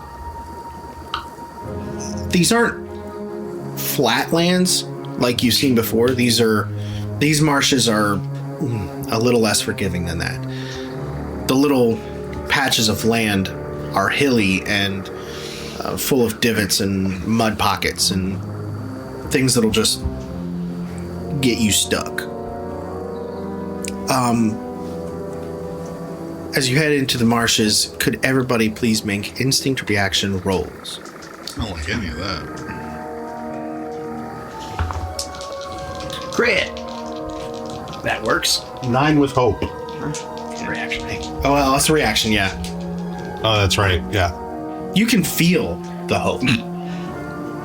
9. 9. 13. 13. I think it's 11. Hang on, I have to check my math. Yes, that's right. I just want one pair for Well, no, I couldn't remember if my instinct was. I couldn't remember if my instinct was +1 or R2 Well, I +2 or hear that. +3. I hear that. What's the place in Fredericksburg? Game Garrison? Game Garrison. I hear that they will, upon request, let you I did hear root this. through their dice pool for 2d12s, and they charge you like $1 for them. Really? Yeah. So I might have to go. I think I just want one set of like liquid resin, and then I'll just stop by and dice for the time. That's so cute. You think I'll stop by? Yeah, come on. No, but yeah, I mean, We're your how much I've friends. got. You can be honest. This is a safe space. You are among other dice goblins. It's gonna become Oh, a wait. problem. That's Okay. my fear. It's just like, I know we have to get back into the game, but I have to remember. What was the voice we heard the other night that sounded so much like Mr. Smiles that you and I both were like losing our crap over it? Krusty the Oh, it was in the Resident Evil game, right? Requiem, the new one. Oh, yeah. There was a character in that game. It sounded just like your Very character's accurate, voice. It yes. was creepy John almost. Kennedy. Nice. Yeah. Matt Mercer. There we go. Yeah. That's cool. Bubba, as someone who, Baby. I don't know why I just made me laugh. Somebody who was born in this place, you're no stranger to some of the nastier sensations, sights, sounds, smells.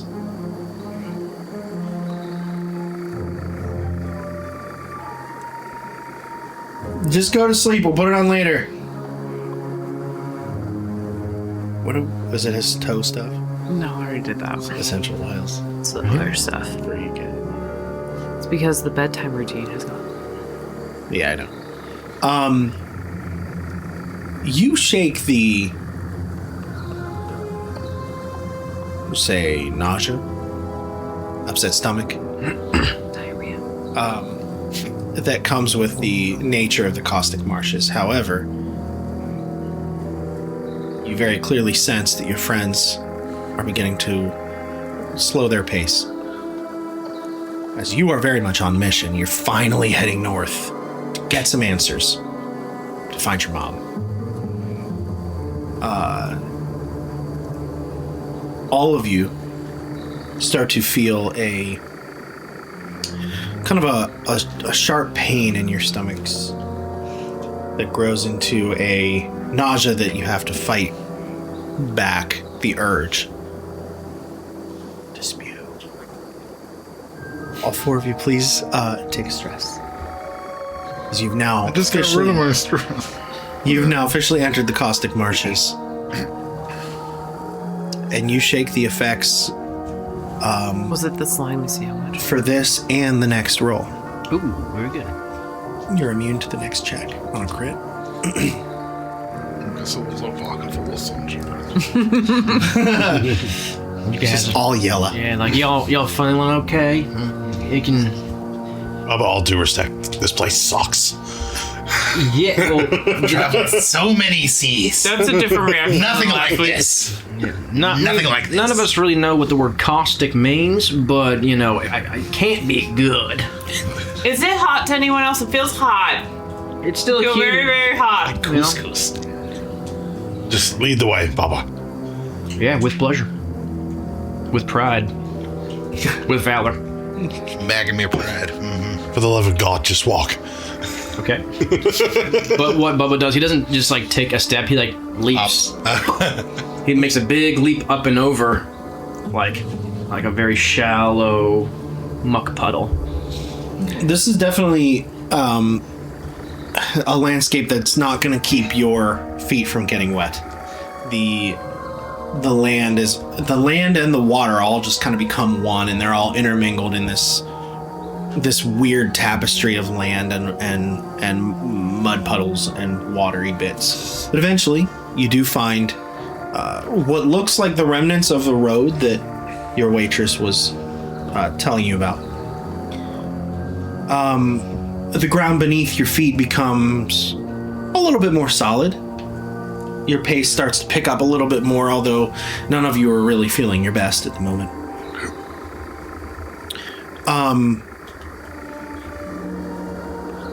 As we get deeper into the caustic marshes, make another instinct reaction roll. Try a different paradigm. As Bubba continues to shake the effects on a crit. 19. Real- 3. Close. 4.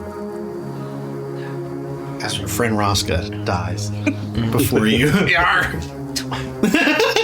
My belly. What'd you get? 13. 13? 5. Ooh. I really got the lowest. Deckard, you've been bitten, scratched, cut, shot, stabbed. You've Still glistening, though. it hasn't taken away the glisten. The humidity is nice for the glisten. For sure. You've even there have even been a few poison attempts on your life, so this is not pleasant. But you're a little bit more able to muscle through than some of your companions. You said 13? Mm-hmm. Okay. The two of you now are keeping a pretty strong pace, especially on this road of more stable ground. The three of you struggle on as the air in the caustic marshes thickens around you, almost like hands gripping your throat. And you get the sensation that this effect has turned your stomach upside down, and it hits you on an even deeper level as you all mark another stress. Oh, come on. Continuing up the road, this road provides temporary reprieve from the more difficult to travel landscape, as it's not been maintained for who knows how long. You see off in the distance as this brownish green liquid shoots up from the earth. With About to shoot from the poison. Don't want to know what that is. This is a sign of things to come.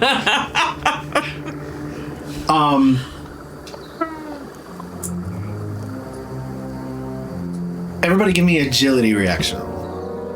That I can do.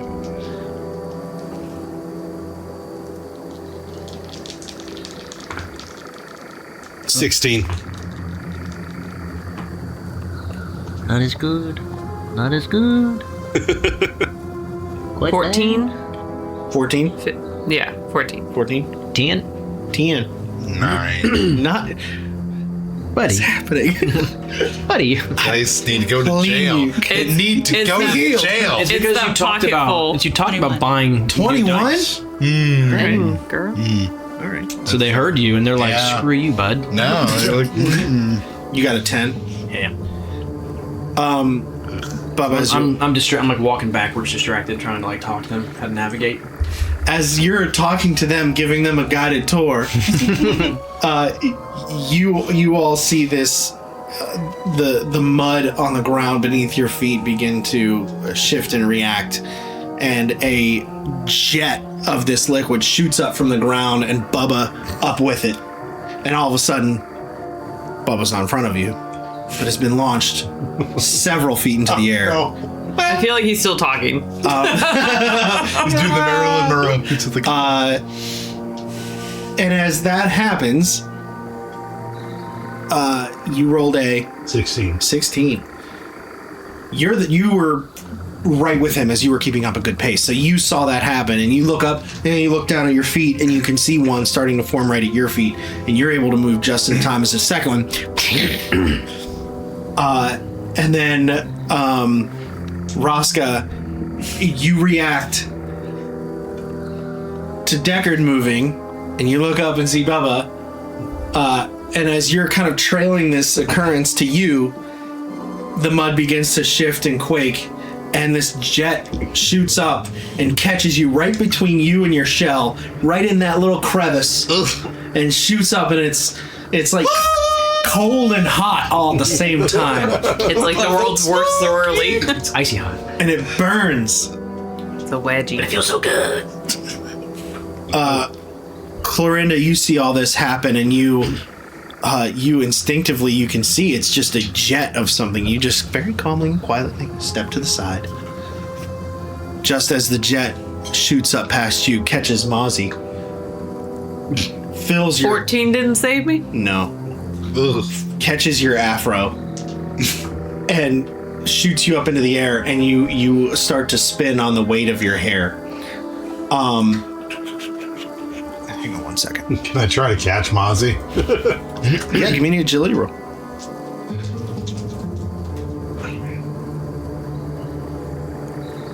Ooh. I got you! 12 with fear. This is not fun. Okay, there we go.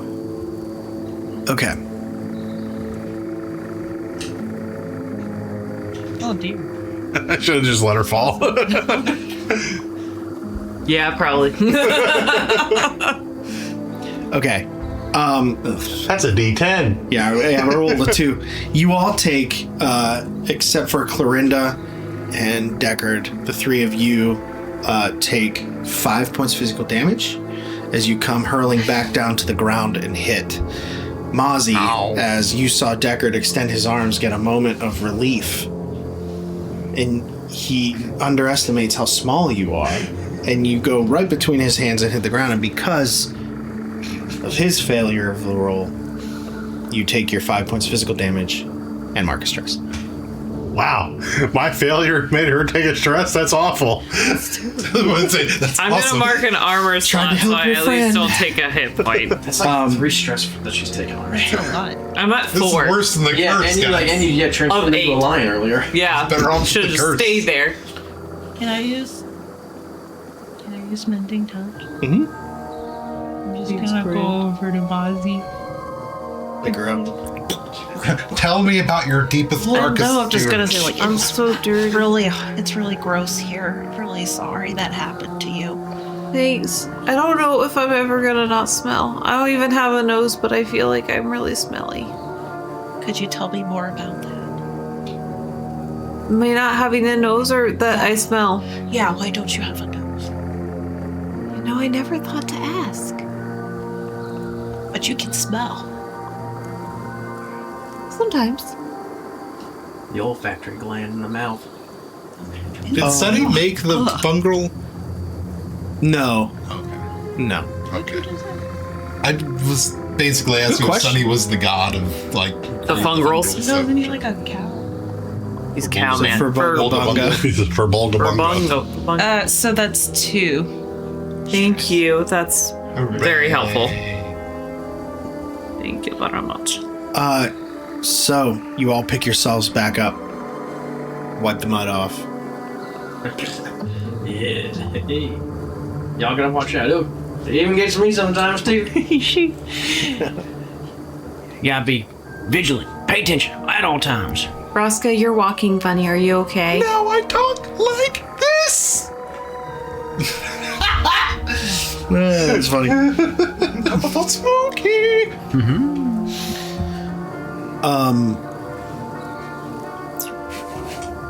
You all continue on the main road through the caustic marshes. As it's not as large of a region as the Supia marshes, you emerge.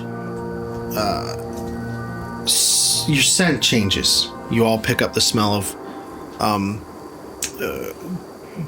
cooking meat. There's a scent of like grilled meats in the air that shifts from the putrid scent of the marshes to something that smells quite good, quite pleasant. Eventually, you see signs that are meant for people coming in the other way that are warning them of the caustic marshes, signifying you've reached the other side. Well, that would have been nice on the other side. There were signs in the canal. There's never enough signs. But regardless, you see a small... a town would be a generous word. Bubba, you've never been here, but you do know that there's one kind of last stop before the larger marshland to the north. Once upon a time was a kind of a checkpoint of sorts. You could resupply. You could even get a guided tour of some of the nicer areas. But with the rise of the caustic marshes, cutting this place off from the rest of Bagomir was quick and hurt its broader economy pretty quickly. But you know this place as the Furrow Colony. You also know it is the last checkpoint before the Supia Marshes. So if you want to ask around, or if you want to try and get any information, this is the last place to do so. Do we see anybody who looks like a Dodge? Dodge? Yeah, Dodge. Yeah, Wasn't that the name you gave us? Yeah. Yeah. I mean, anybody could look like a Dodge. I No? feel like that's a pretty You specific don't look like type. your name would be Dodge. Nor does Andy. Ryan, I could see. I can see that. Name's Dodge. James Dodge. Well, if you want to try and look for somebody who looks like a has-been tour guide, give me an instinct roll. Awesome. I'm using these dice today. If they suck. They suck. No one is around. Nope. You see some people living out their daily life here. It's quiet. Go back in your But as box. we are in the afternoon time by now, they seem to have not noticed you yet. Howdy. Hello? A few people kind of stop and look, Just I see him and approach. and they kind of throw their like baskets over their shoulders and just keep going. Excuse me. Hey, Rude. guy. What's the hurry? Hey. Friendly faces. They are presenting as quite a bit rude. They kind of just brush past you. Keep going. Oi! How you doing, Tech? Just need to ask a couple questions. Dodge. What you say? It's worth a try. And no social engagement yet. Maybe all their names are Dodge because they're dodging us. Well, I gotta say, y'all got some y'all got some mighty fine looking baskets here out there. Was it a successful day for you? I don't have time. Don't talk to me. No, I understand. I wouldn't want to talk to me either if I was having to get back to my family. You know, that's actually what I'm trying to do right now. But no, I totally get it. You know, go ahead, leave us alone. Who knows what could happen if anything happens to us? You know, you were the last person to see us. People might ask questions. I don't know. You're just talking to like people just Nobody. passing by. Okay, fine. They just left. They didn't stick around to hear that. No. Okay. Most unfortunate. It would be most unfortunate. Are any of them grabbable? Yeah, I mean they're not running around. Can you just like pinch a shirt? Of course, you can do whatever you want. You could shoot them if you want. I'm not gonna shoot them. Zach. This is your world to play in. I'm just reacting. You do whatever you want. Can I just pinch a shirt? Sure. What kind of person are you going to target? Like, are you looking for a particular age, demographic, or Let's say race, or somebody that looks like they're not going to eat me or kill me. Okay. So give me a visual, physical description of who you grab. Are they ladies? Oh yes. Okay, I'm gonna say it's The a town lady, thrives on. and she's wearing. Grabbing a lady.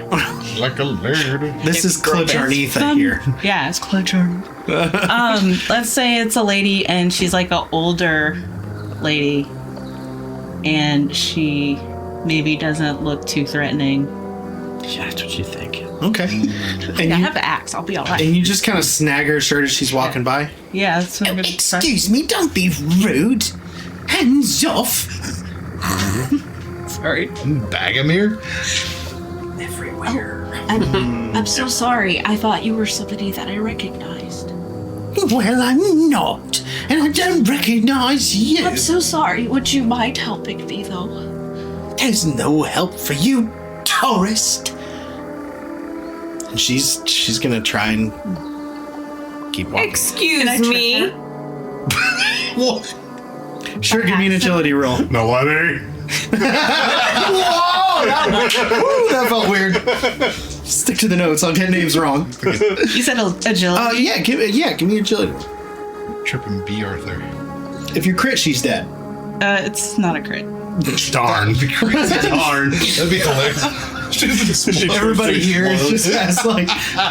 Old lady on him. It's That's not what I was gonna say. Everybody here has old lady on. I got old lady on a 19 with Got fear. the cheek. 19 with fear. Yeah. Okay, all right. How does that play out? So boy. Breaks her you leg. you Bend backwards. you trip her. She falls, face into the mud, and the mud shoots up and hits somebody else. They're like, "Oh, what's the meaning of this? Who are you?" Oh, I'm so sorry. That was a complete accident. It didn't look like an accident. He tripped his nice old leg. No. It was an accident. He's gonna pick her up. You all right, man? I'm okay. Get her. Right, Clark. Am I gonna get arrested again? This You're good at that. This guy is he's a giant of sorts. He has a one eye. So how did he? Okay. No depth perception. Don't question the. He's got 10 vision. He has just a big leather apron with like some fillet knives and stuff like that in the pockets. Sir, I can assure you it definitely was an accident. She is very, very peaceful. You know, if anything were to happen, it would always be an accident. She's never hurt a fly on purpose. But all of you are being extremely rude, and we're just trying to ask Mozzie, I got questions. this. Okay, don't tell them they're being rude now. All right? They're not being rude. They're being protective of their homeland. All right.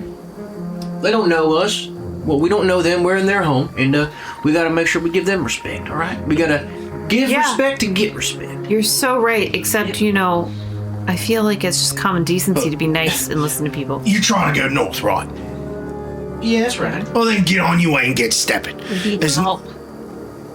Please. Yeah, most people who are coming through here need help. No, we need A big bunch of tourists We're just looking for information. Just looking for information. to go north and get yourselves killed. Yeah. Possibly a person. Wow, you're a bunch of douches. Oh wow. Okay. Deckard Maybe is we'll going see. to draw his pistol. Oh dear. Oh, this is escalating. Give me a presence roll. Ross can go shadow step. Oh my gosh. Presence roll. Sneak attack. All right, here's what I'm going to do though. Oh, we were gonna be friends. To the Oh Cyclops. no. Mr. Smiles. I'm just going to stick it right under his chin, Oh. and I'm going to add my experience, not a negotiation, Oh boy. plus 2 to my roll. Presence roll. And I'm just going to ask, we're just looking for information, and we'll be on our way. Let's not let things get out of hand, shall we? Or out of your own head, I should say. That is a 22 with hope. Oh, good. I was gonna say if you rolled rolled good, bad. too. I got if you rolled- rolled bad on that. Pretty good. Oh boy. 18. Take your dice. He goes to pull the fillet knife out of his apron, It's too quick. and you're already there. Yeah. And he kind of slowly holsters it. Fine. We don't want anybody to get hurt. Just want to keep to ourselves. What do you need?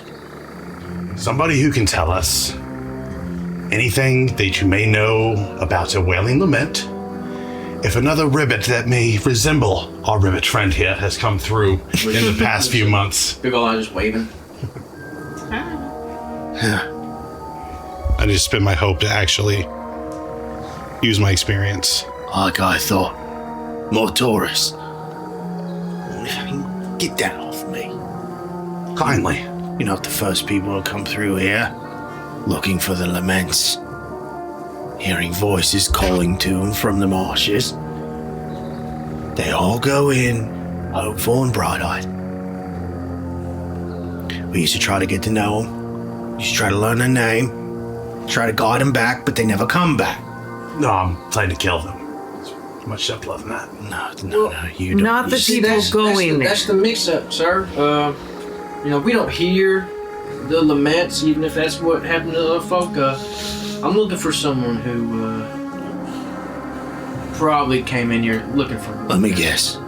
Relative, loved one, someone you'd do anything to go find, to the ends of the earth, Yeah, that's about right. Yeah, even to the Superior marshes. oh, yeah I've been through worse already. Maybe. But No, I can almost guarantee you I've been through worse. Yeah. it's like I said, you're not the first to go into those marshes looking for something or someone. And you won't come back either. So there's no sense in niceties, politeness, learning names, because I won't ever see you again. Well, that's fine. Well, So it's like I said before, get stepping on your way, tourists. Don't waste my time. fine. I understand. We're not going to bother you any longer. I just want to say real quick. That's Roscoe. That's Clorinda. I'm Bubba. That's Decker. And that's Mozzie. Have a great day. Oh, we're the Veiled Wardens. Let's go. Boom! And we start walking north. We just like Like a theme song. But before he does it, he like Rosky gets his like lever in the cave like slowly unfurls out, and then he Is that old lady okay? Oh yeah, she's fine. She's kind of got like a cloth off to the side, wiping the mud off her face. Aw. It's a shame. Get stepping. Yeah, you too, Granny. remember the name. Veiled Wardens. Okay. All right. Wardens. He stomps off. Sure, I would too. Just got shown up in my own home. Crazy. So This is a very different Bagomir than I learned. next move is yours. Well, y'all, I know there's a big old lake right in the middle of it. I guess best bet would be, circumnavigate it. Take a look around. Is that word? That's a $5. It's a pretty big lake, though, so it might take a while.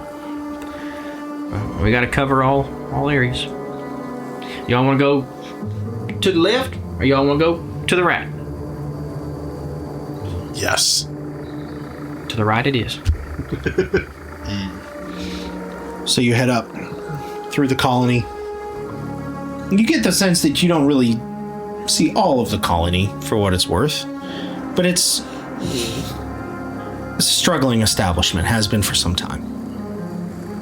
These people are sick and tired of the way of life that they have kind of found themselves defaulted to, living in the north. As you make your way through the colony, Bubba, you hear psst. Psst. Hey, who's there? Who's that? Over here. Quick. You look and you see, like, in a small alcove between a couple of like small huts, you see just kind of like a shadowed figure just kind of waving you in. Yep. All right, I'm coming. Hold on a second. Be patient. Okay. All right. All right. Hi. Who the heck are you? I'm sorry. I'll step out. He steps out. You see he's a ribbit like you, but much more of the grayish flesh tone. Not old, but just hasn't had the nutrients that one ribbit. Jeez. Yeah. And he's got just like darker gray spots on him. Oh, I see a dermatologist, brother. Golly. Jiminy. What? See a dermaphrologist. Frogologist? Dermafrog? Oh, I'm trying. Sorry. Continue. Yeah. Dermafrog. We'll work on it. We'll workshop it. Frogodermalist. Frogodermatologist. From Pokemon. Frogger I heard you was heading into the marshes, looking for someone. Yeah, that's correct. Yes, sir. Mm-hmm. All right. Well, you folks around here, they don't they don't want to help anybody because, well, everybody just kind of goes to their death. It's hard to watch, you understand? Sure. Yeah, I get it. It can be mighty discouraging Absolutely. over time. Well, did you all follow with Bubba, by the way? Yes. Yeah. I'm not gonna leave him by He kind of looks around. Well, but by the look of you all, I'd say that you might actually be kind of capable. Yeah, that's the correct word for Well, it. that's kind of nice to see. And he kind of comes out a little further. My name's Dodge. It's mighty nice to meet you. We all. were looking for you. We heard that you're a good guide up here. You was looking for me. Yes, Why was you looking for me? because we were told you were a good guide up here. By who? I don't know. The waitress from the slimy sandwich. Was she like a tall, skinny ribbit with large, like emerald green eyes? You are Regina, pathetic. Regina had the exact same thought. And did she have a little pin on her apron there that was a little heart? Was she wearing it? Yes. Yeah, she was wearing the pin heart. Yep. Mm-hmm. She still wears it. Yep. Yep. That's exactly right. Yes, it was. I think we actually complimented it when we saw it, didn't we, guys? Yeah, I think so. Like, wow, that's a beautiful looking pin you got there. That's wow, stunning. Really. Well, she's. I wonder where she got it from. Well, it was we just found out. It was a gift. It was. Did you give it to her? I did. Oh man, that makes so much sense. We used to meet by fan boat in between our towns, and when we was kids, her name's Sammy, and she's a hardworking gal. Samantha. But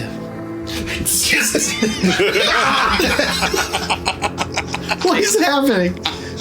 That's the code word. Oh, yeah. Well, anyway, if she sent you, then I must be in good company. I used to have a business, a tour guiding business. She mentioned that. It didn't do too good lately, but it did help me got to know the area, and well, I made it my business to get to know people. You travel through here looking for one thing or another, and I hate those things. I hate all of it. I hate the laments, I hate the squizzards, and I hate the trolls, and I hate all the evil things that make this town less good than it should be. Ding, ding, ding, ding, ding. Not the squizzards. Nasty little buggers. You don't let more than 5 of them get up on you. They're Excuse me, you said Wailing Lament? Yes. What do you know about them?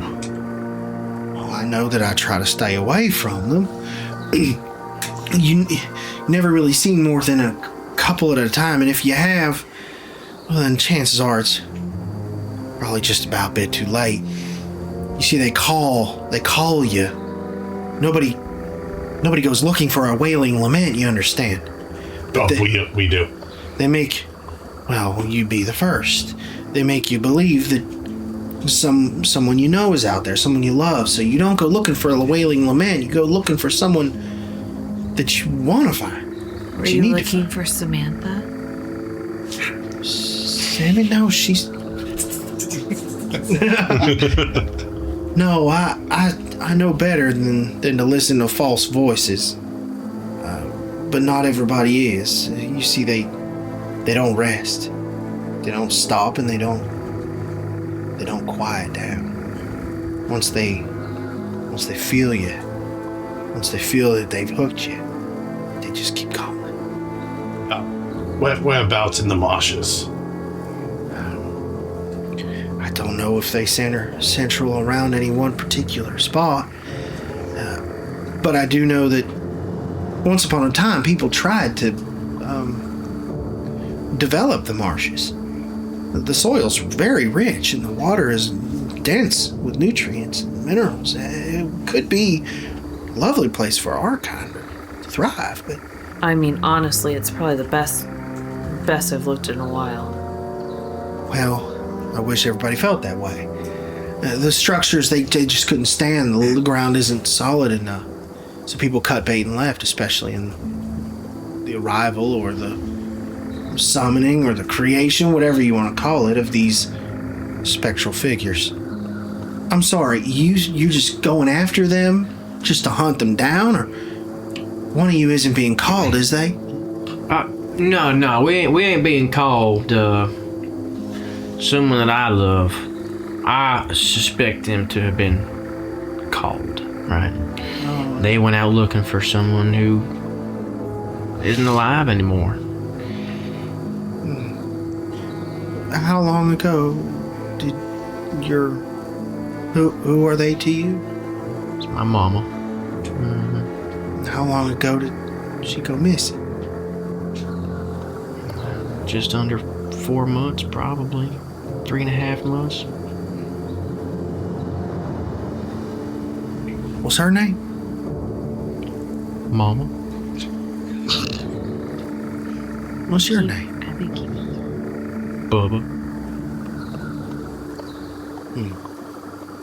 Well, I've met quite a few Bubbas in my day. Oh, so you meant like government name? Here we go again. It's Polar. Tad Polar. Reggie. Daddy? Son? Cousin? Uncle? Well, I don't know for sure, but we don't get too many guests around here, you understand? There's certainly none that are willing to pay for rest and lodging. No, I get that. But a month or two, you say? Or 3. Well, I don't know. Here tell Time works so Year, weird here. decade. I don't know, man. It was happening so fast. I don't know what time it was. I don't know. Where are we? Shoot. Come with me quickly now. Come with me. Follow me. And he's got kind of like a little satchel around his shoulder, and he's kind of just like a short little. Yes. You know, he's cooking. Yes. He takes you to this small stone kind of hovel building, wooden door, and he pounds on it. Let me in now. It's Dodge. And another larger kind of bullfrog ribbit lets him in. Thank you. And he kind of like backhand taps the bullfrog on the belly. You all follow in, and he just kind of washes. Mozzie also taps the bullfrog on the belly, thinking maybe there's something there. And he shuts the door. He takes you up this really skinny staircase to a second floor room, very akin to a barn, but has a bed, a nightstand, a little candelabra, and what looks like a small traveling bag with like some buckles on it, old, worn out kind of thing.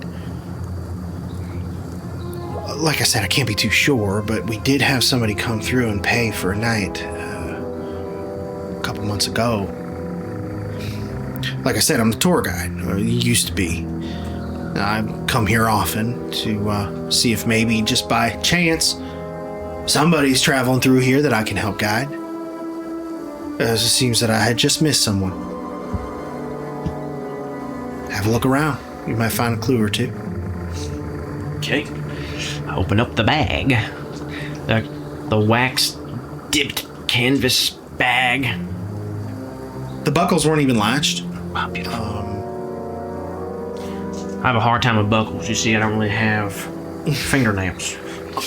Make a dexterity saving throw. Don't work like that. Inside, you see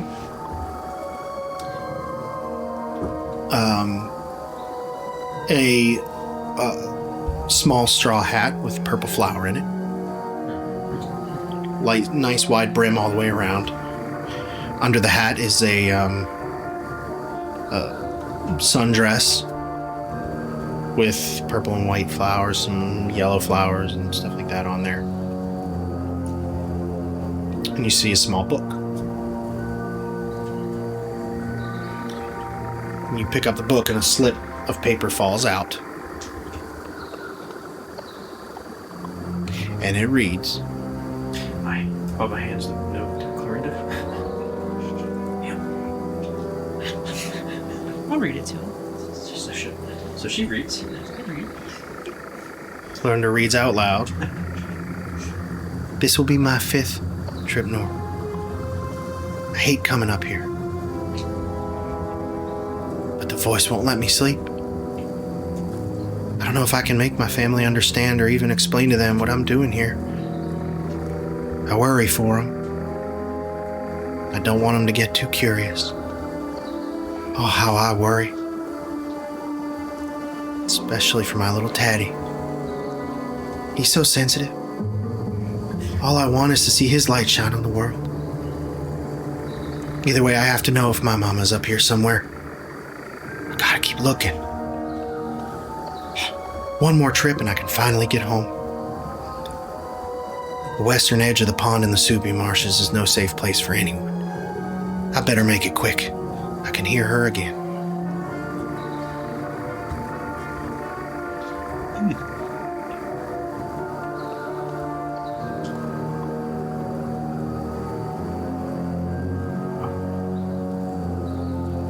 That's her.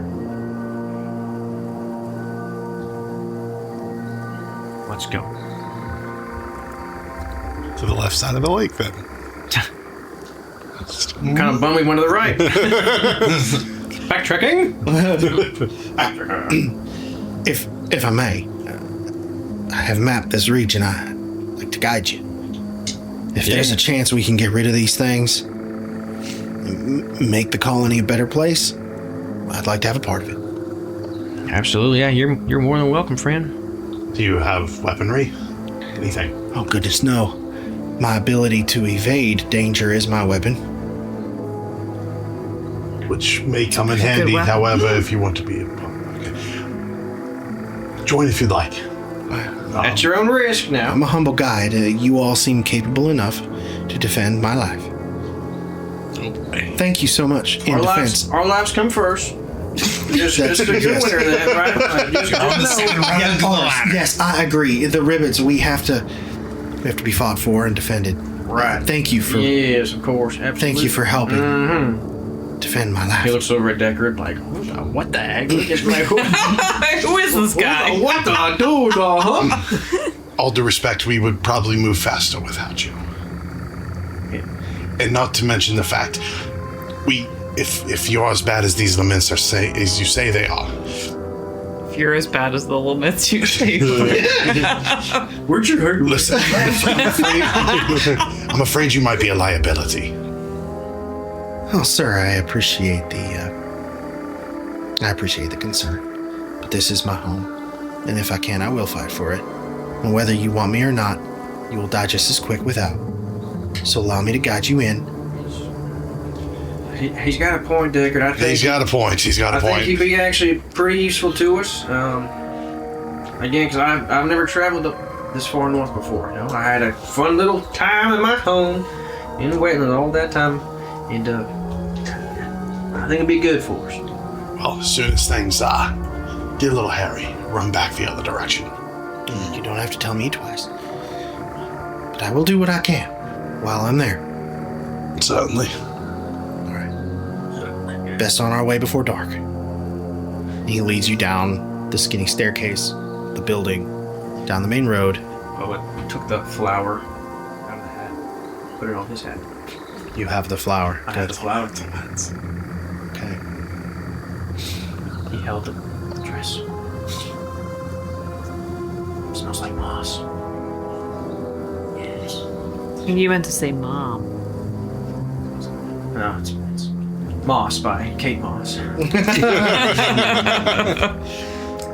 So as he leads you out of the Furrow colony, he kind of is guiding you through. I gotta warn you, there's all kinds of dangers in the northern marshes.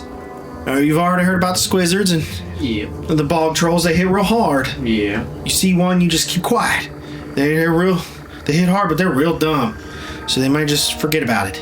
Yeah, two can play that game though. That's right. We try to outdumb them. Like if I just threw a rock like somewhere in the forest, they'd probably think that's where the noise came from, and they would go. Kind of dumb. If you're lucky, you may be able to get their attention elsewhere pretty quickly. But if they come a swinging, you duck for cover, boy. Yeah, anyhow, that's all before you get to the Wailing Laments. And when we do, keep your wits about you. The shadows and the fog, they play tricks on the mind. Don't trust everything you see or hear. Yeah, that Rosca. Shadows. Aye. Yes, there's nasty My ones. best friend. There's deep shadows. They seem to move, have a mind of their own. They seem to chase you. Just watch out here.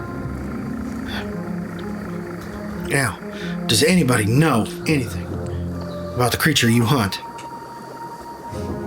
Very limited.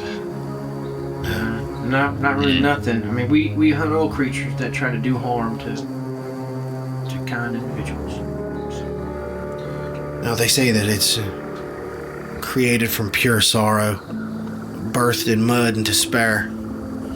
These things, they're not all over the Cature, you see. They're just like they've picked this place as their own backyard of death. I don't know how to kill them. They're not exactly physical.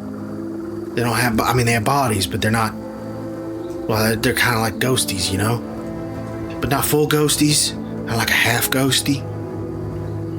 So I don't know how to kill it. Have you ever seen one before? Not sure what I've seen. Maybe. Seen something. At first, I thought it was somebody in need of help out here. As a former guide, the idea of somebody getting lost, especially on my watch, is I just can't bear the thought. You better believe I went toward it, tried to find it even.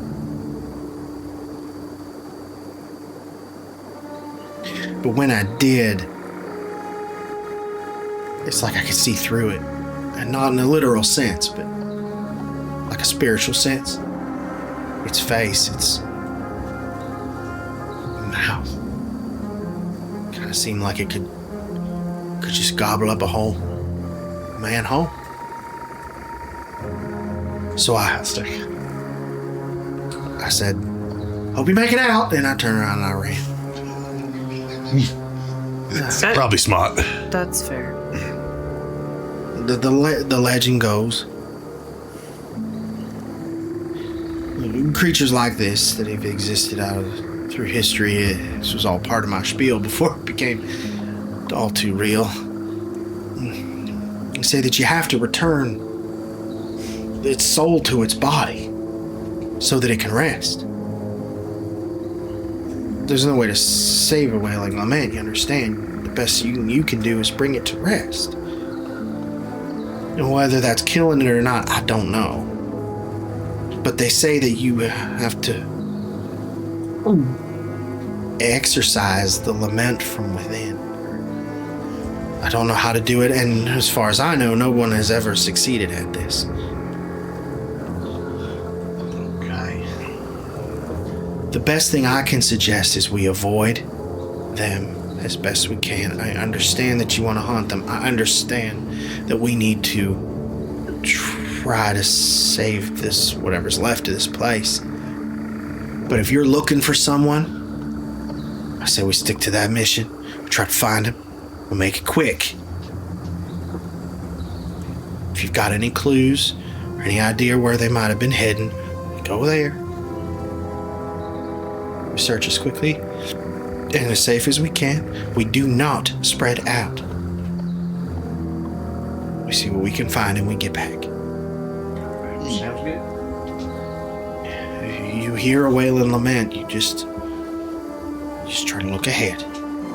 Try to stick to trying to find your mama. Candy. Bubba, You lost. remember when we were... Where were we? When we were doing when we kept seeing your mom You kept trying to get to her. Oh, you were at where you lit something on fire. Yeah. You were at Drift Haven. Drift Haven. Yeah. That's right. No, that was at Or no, it was Highland Drift Rise. Haven. It was Highland Rise. I was in Highland Rise. That's right. That's right. It was after. Yeah.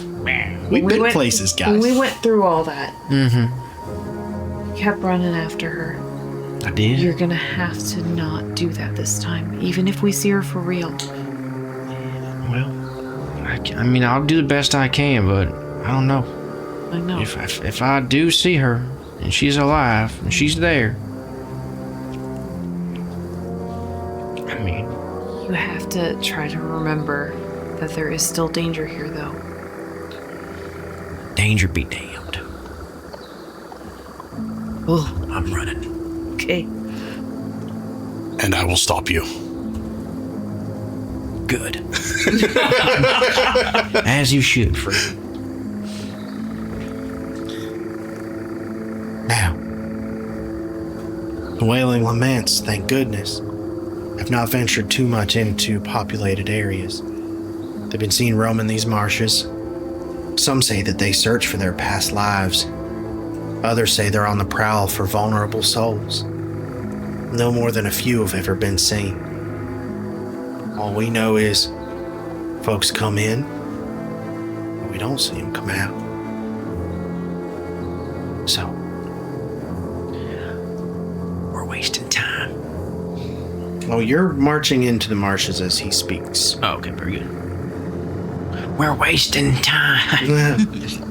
As you get into the Supia Marshes, you do see what looks like a really large pond. You can't see the other side of it yet, but there's a blanket of fog kind of rolling over the water, and you see that up ahead.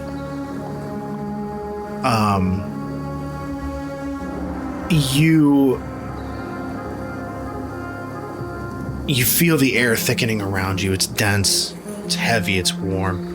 Yet there's like cold spots that seem to come out of nowhere. The bugs around you go quiet. The only sound you hear is kind of the quiet lapping of muddy water against the reeds and patches of soaked land throughout the area. You wrap at 9:30, but before 9:30. You'll know when. I feel like you could pick a good spot.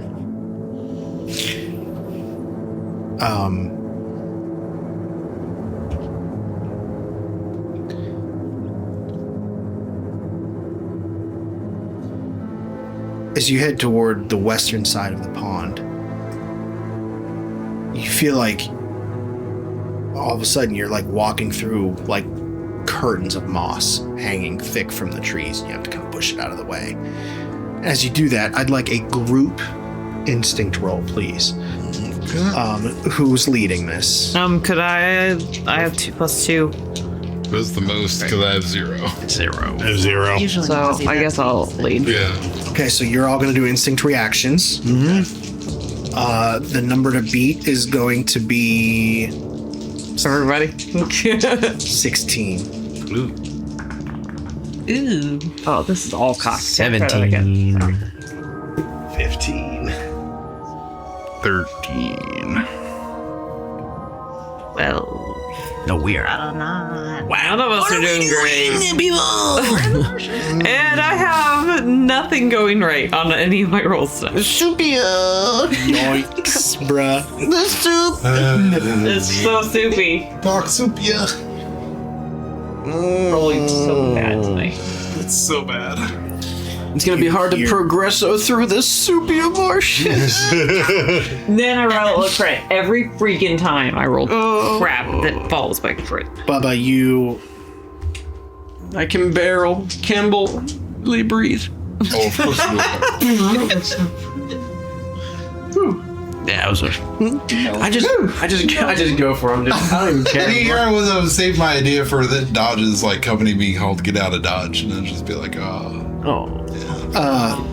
Sad face. Take that. the four of you is that for my way? It's like a sex shop, sticking though. close together. What were your numbers again? Sorry. 12, 15. 15. 17. 13.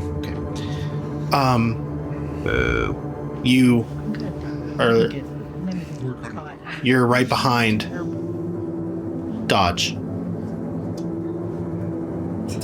And there's a slight breeze through the reeds and the moss. Kind of almost sounds like a howl. Sounds almost like a voice. Kind of. You think you hear, Daddy. You turn around and look. It's just you and Dodge, with a curtain of moss behind you. Or if you hear, somebody, please help. Anybody? Do not listen to it. What if it actually is somebody? We cannot take that risk. It's definitely not somebody. Now be the time to, get the rope out. Yes. Great idea. Great Because idea. last time we... Yeah. Should have in the dark, scary woods when we all got separated. Should have had a. Done it before we started walking through the progressive supermarket. I almost just thought about it. Can I take my rope out? Yep. I take my rope out and... Give me an instinct roll. Okay. Bubba! There is no rope. There's no rope. You are thinking, why didn't I take the blue pill? Why, oh, why did I take 14. the pill? With? I'm gonna go ahead and spend it. You look down at the rope and you're holding a Snake. snake. And it hisses. Haha, I like snakes. I'm just kidding. You react and drop it. Take stress. Lame. You hear, please, I'm so low, I'm so scared. Help. And you notice through the curtain of moss, there's a clearing, tree stump, big willow tree. And someone, a child, sits on the stump of the tree, like kind of hunched over, crying, and palm of her hands. Okay. Can I use nature's tongue and talk to the tree? It's a dead tree. It's a stump, right? Well, there's a stump and a willow tree. Yeah, you said the willow I tree. completely There's a stump did is not in even front hear of the you willow say tree. the part where, like, you just said it and I didn't even hear it. I'm so sorry. Yes. Please, please, please. Speak with the trees. Okay, it's a 17, 18, 19, 19 with fear. Okay. What are you asking it? I'd have to do a 12. I had to make a 12. Oh, yeah. So I'm going to ask them, is that the Wailing Lament? I'm going to be very direct. The little girl.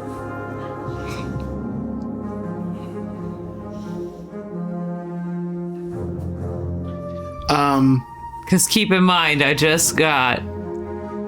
You can ask anything? I can ask anything. Okay. Wouldn't you like to know, weather boy? You hear the creaking of wood. Run. Don't trust. That's it. That's what we're hunting right there. You were right, Deckard. We shouldn't help it.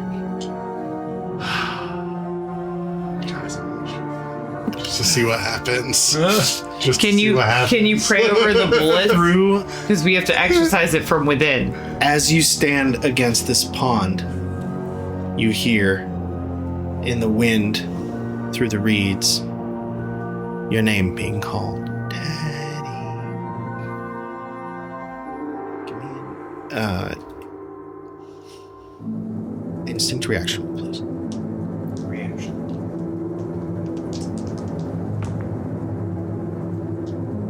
It's gonna be Do you need help? Yes.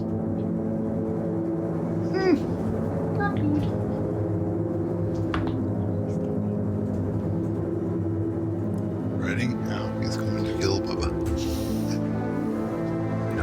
Um, Frog legs, anyone? you look up and through the curtain of the moss, you don't see your friends. You see a figure standing there. You can't quite make out who it is. What you do next, we'll find out next week. No. Thank you for joining us on this week's episode. Listen in next week as we continue on our Daggerheart adventure.